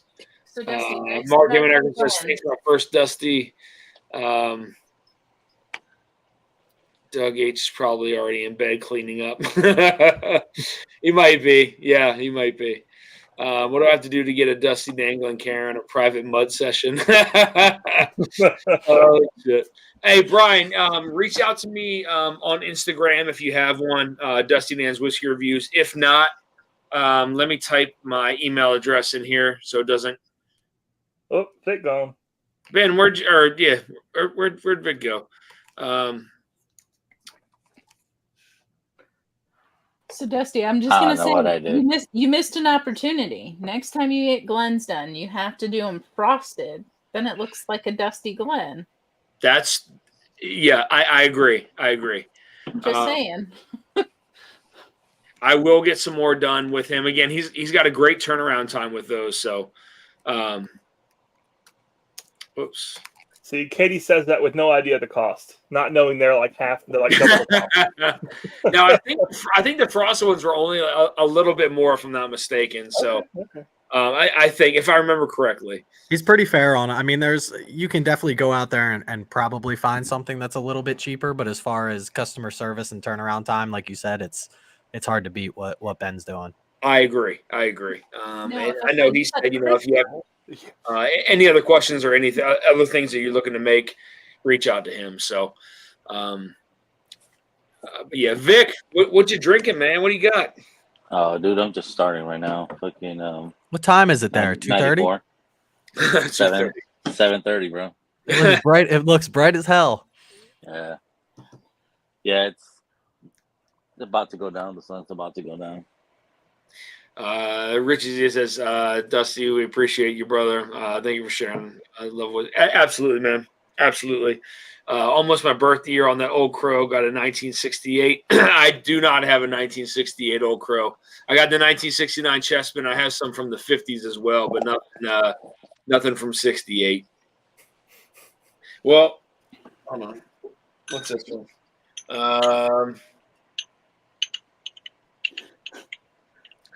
Those are my blends. That's a little older, but yeah, no, nothing from 68. That's one of the big boy Old Crows. That's the 5-year. Man. Yeah, this is I think this is what is this? 40 imperial ounces. I don't know what the hell that equals out to, but it feels bigger than a quart. I know that. Oh, it's definitely so. A 750 is 25.7 ounces. Is that like an imperial pint? So that's gonna be like, oh geez, an imperial, a liter and a half, like a baker's dozen. A liter and a half? Yeah, is it a handle? Yeah, that's what I'm thinking. No, it's not a handle. No, it's not a handle. It's 40 ounces. 40 ounces. Yeah. Oh yeah. That math was way off. I don't know. That's weird. Because imperial pint is 16.9, right? Yes. Yeah. No, a liter is 16.9. An imperial pint is 20 ounces. 20 ounces. It's not zooming in, but yeah, it's 40 ounces. I wonder if that's where like the concept of 40s came from. Well, this is international. So it's got the blue. You can tell because it has a blue tax strip. Oh, the import strip. Yep. Yeah, this import. We've bought some wine that had that before. The blue strip. Yep. Yeah. Well, we bought it in in Italy and had it shipped back. Nice. Okay. Also, I JG, what the think it's a hell? little bit more. It's got to be close to a liter, right? I mean, 40 ounces has got to be a liter, right? That's Eminecker it should be says over a 1.2. liter. Yeah, it should be like 1.25. Yeah, What is it? around 1.25 1.2 liters. liters, I would assume, something like that. Oh yeah, okay. I see his comment now. Yeah, 1.2 liters. Okay, yeah.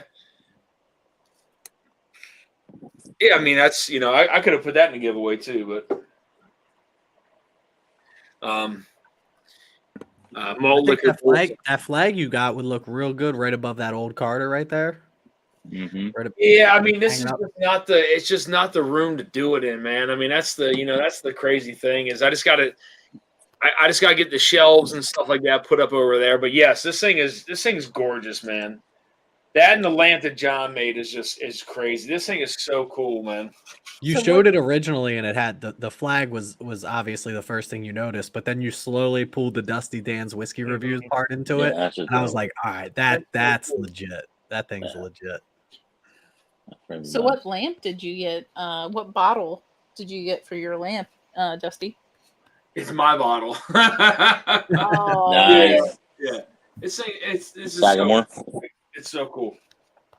Yeah, so John sent me I think that was Renee's bottle, if I'm not mistaken, that he sent. So it was my own personal pick in the lamp. So it's sitting right there. But that's awesome. I can get up and grab it really quick. Yeah, I want to see it. All right. I don't want to trip over shit. Yeah, it's not advisable. Oh goddamn. Too much floor whiskey. Yeah. All right, hold What's on. cracking, y'all? What you guys up to? Not much. Oh, living the dream, Vic. You know. Miss you, Vic. Yeah, I miss you guys too. Yeah, Fucking no, doing, wish we just were finished seeing doing the you shirts right now. at Sagamore. That's awesome. That's nice. Oh snap! Look at that. Oh man. Yeah. And the cork on the bottom. Yeah. Heck yeah. This thing's cool, man. Like it's so cool. So yeah, so John made this, ran it through the bottom, put some some cover up on the bottom, but it's gorgeous. I love it, man. Like this is the kind of stuff, like I said, I don't it's outside of like a deep, like hearted, like thank you. It's it's weird because I've never been someone who's like received things like this. You know what I mean? Like stuff. It's weird, I've always been someone who's like given things and stuff, but it's so cool. I mean that and the board are just gonna look so nice over there. So I can't wait. Oh yeah. I'm not mathing. JG, you should jump on. Yeah, JG should jump on. Come on, JG, get on here. I know you're up still. We got to meet him at Poors. Him and Krista are. Oh, that's awesome. Oh yeah. Oh yeah, they're I'm great. jealous. I'm Chris very is jealous. great. JG is there. JG is.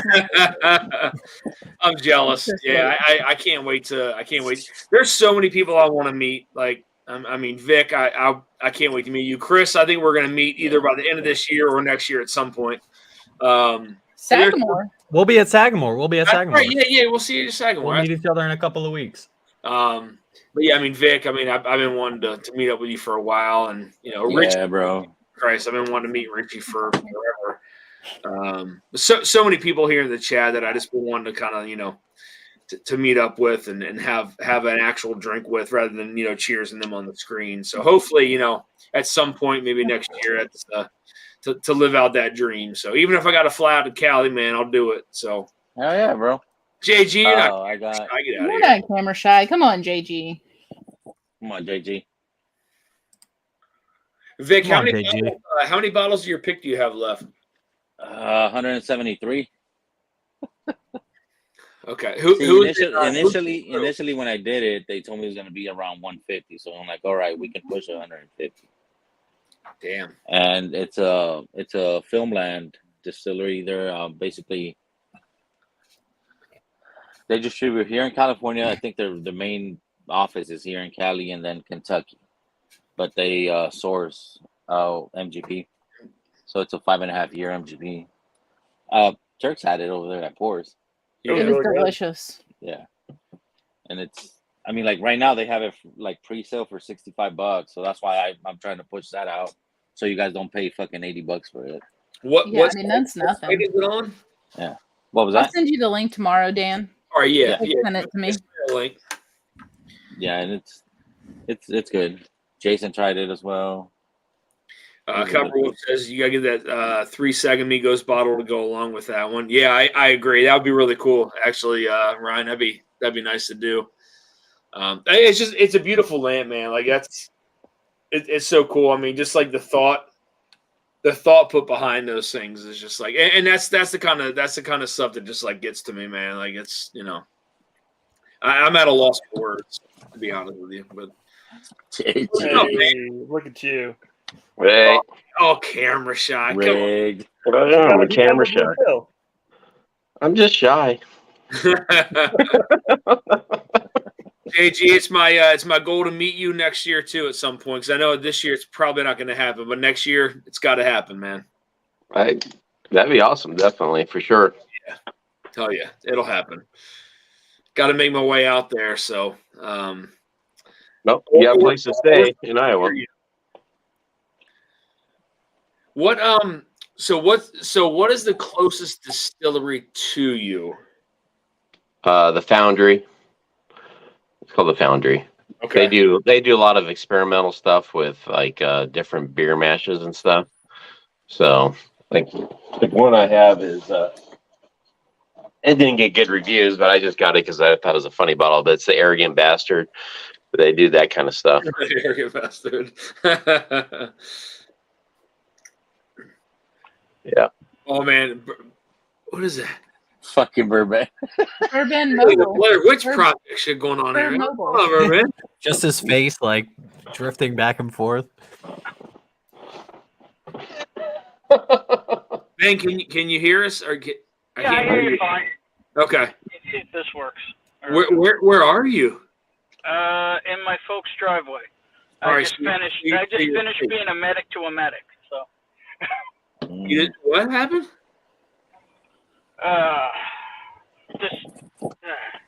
Like things aren't fun here. All right. Yeah, bro. You're good though, right? For the moment. Okay. No, Pop's got in a fight with about 30 or 40 Yellow Jackets. Oh shit. Yeah, so I'm dealing with the aftermath of that. Is he allergic? He wasn't, but after 30 or 40 stings, your body starts having a response to venom anyway. Yeah. So went to the hospital, dealt with the steroids and all that, and now it's a matter of wound care and stuff like that. Yeah, I mean, if he was allergic with that many stings, it probably would have been all there was for him. Yeah. Yeah, I mean, he had hives. His blood pressure was going down a little, so he was in the ER. But now it's just healing and still trying to extract venom because he got hit so many times. So I got like an actual extractor. The suckers? Yeah. The little sucker pumps? Yeah. Mm-hmm. Yeah, I use those too. Damn, man. So, so how far did you have to drive? Oh, they're only like 15 minutes from me. Okay. Not far. But I know you asked me, pop in, so before you end up just shutting off the stream and going to bed, on the couch. Yeah, at some point. I mean, I know it's gonna have to be fairly soon. So, I do have somewhere to be early. So, but yeah, man, that's good. I'm glad he's all right. So, you said he's in the hospital right now, or he's at his house? He's back home, so I'm tending to his wounds. Gotcha. Okay. All right. Good. That's good, man. See, like, if that were my mom, man, my mom is like super allergic to bees, so that would have been a very bad outcome. So. Oh yeah. Well, when you're 79 years old, 80 years old, you don't need to be going out in the yard when they're taking down trees and stuff to inspect what they're doing, and say, oh, over here, and over here is a giant yellow jacket nest that you fall into. Yeah, for sure. For sure. Good times. Everybody. Happy Fourth.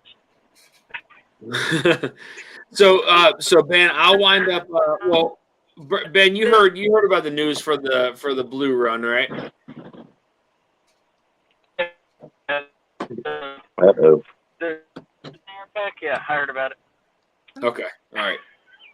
So I want to make sure you're filled in before we we go. So. Well, I'm still working out the details and trying to get things lined up here, but working on it. All right, gotcha. My parents are the same way, says Nate. Yeah, I mean that's a shitty situation, man. Like, what's crazy is I have like groundhogs that'll tear up my yard, and then all of a sudden it'll be like a week later, like bees take over the hole, and then I got like flip a little, like pour a little bit of gas from your lawnmower and like flip it upside down on their hole really quick if you can, and that'll kill them. But I mean, you might get stung a couple times. But the problem is this is in like shrubs and stuff, so. I got the local guy is pretty good. I'm probably just gonna freaking pay him. Yeah, it's better to do that than get stung. That's for sure. Well, considering we know it's that big a nest that they're that pissed off. Yeah. So surprising that the Marine goes for the napalm option. I mean, you got to get the gas, man. The gasoline will get them. So I thought it was gonna be cold mud. So yeah, you could stuff the hole if you wanted to with some. Let me say this, right? A lot of people know my pops is ex-military too. He is not happy with the prospects of somebody coming in there. He's already devising traps. He wants war, He wants to kill him himself. Yeah. And I'm like, it's enough, right? Like this guy's like $200, comes in a full suit, goes in, digs it out, and it's just over. That's too much. That's too much. I mean, you can get them personally, but cheaper than that. But if you don't want to get stung, then that's. Can I get rid of it? Yes, but the problem is he also suspects there's multiple nests now, apparently. Oh, multiple. Okay, that's different. That's a little different. Yeah, that's different. Well, guys, I know it is close to 11. I am gonna hop off. Sorry for the buzzkill, but you asked. No, it's fine. You guys are more welcome. Anybody who's on here to stay on live, you are more than welcome. Again, guys, thank you so much for the super chat. I will be live next Monday prior to going to the meetup at Sagamore. So I will be live next Monday. Should be able to get all these samples and stuff like that out at some point this week because I am on vacation. I'm not really going anywhere. I might go to the beach on Thursday, but we'll see. But thank you all again for the super chats.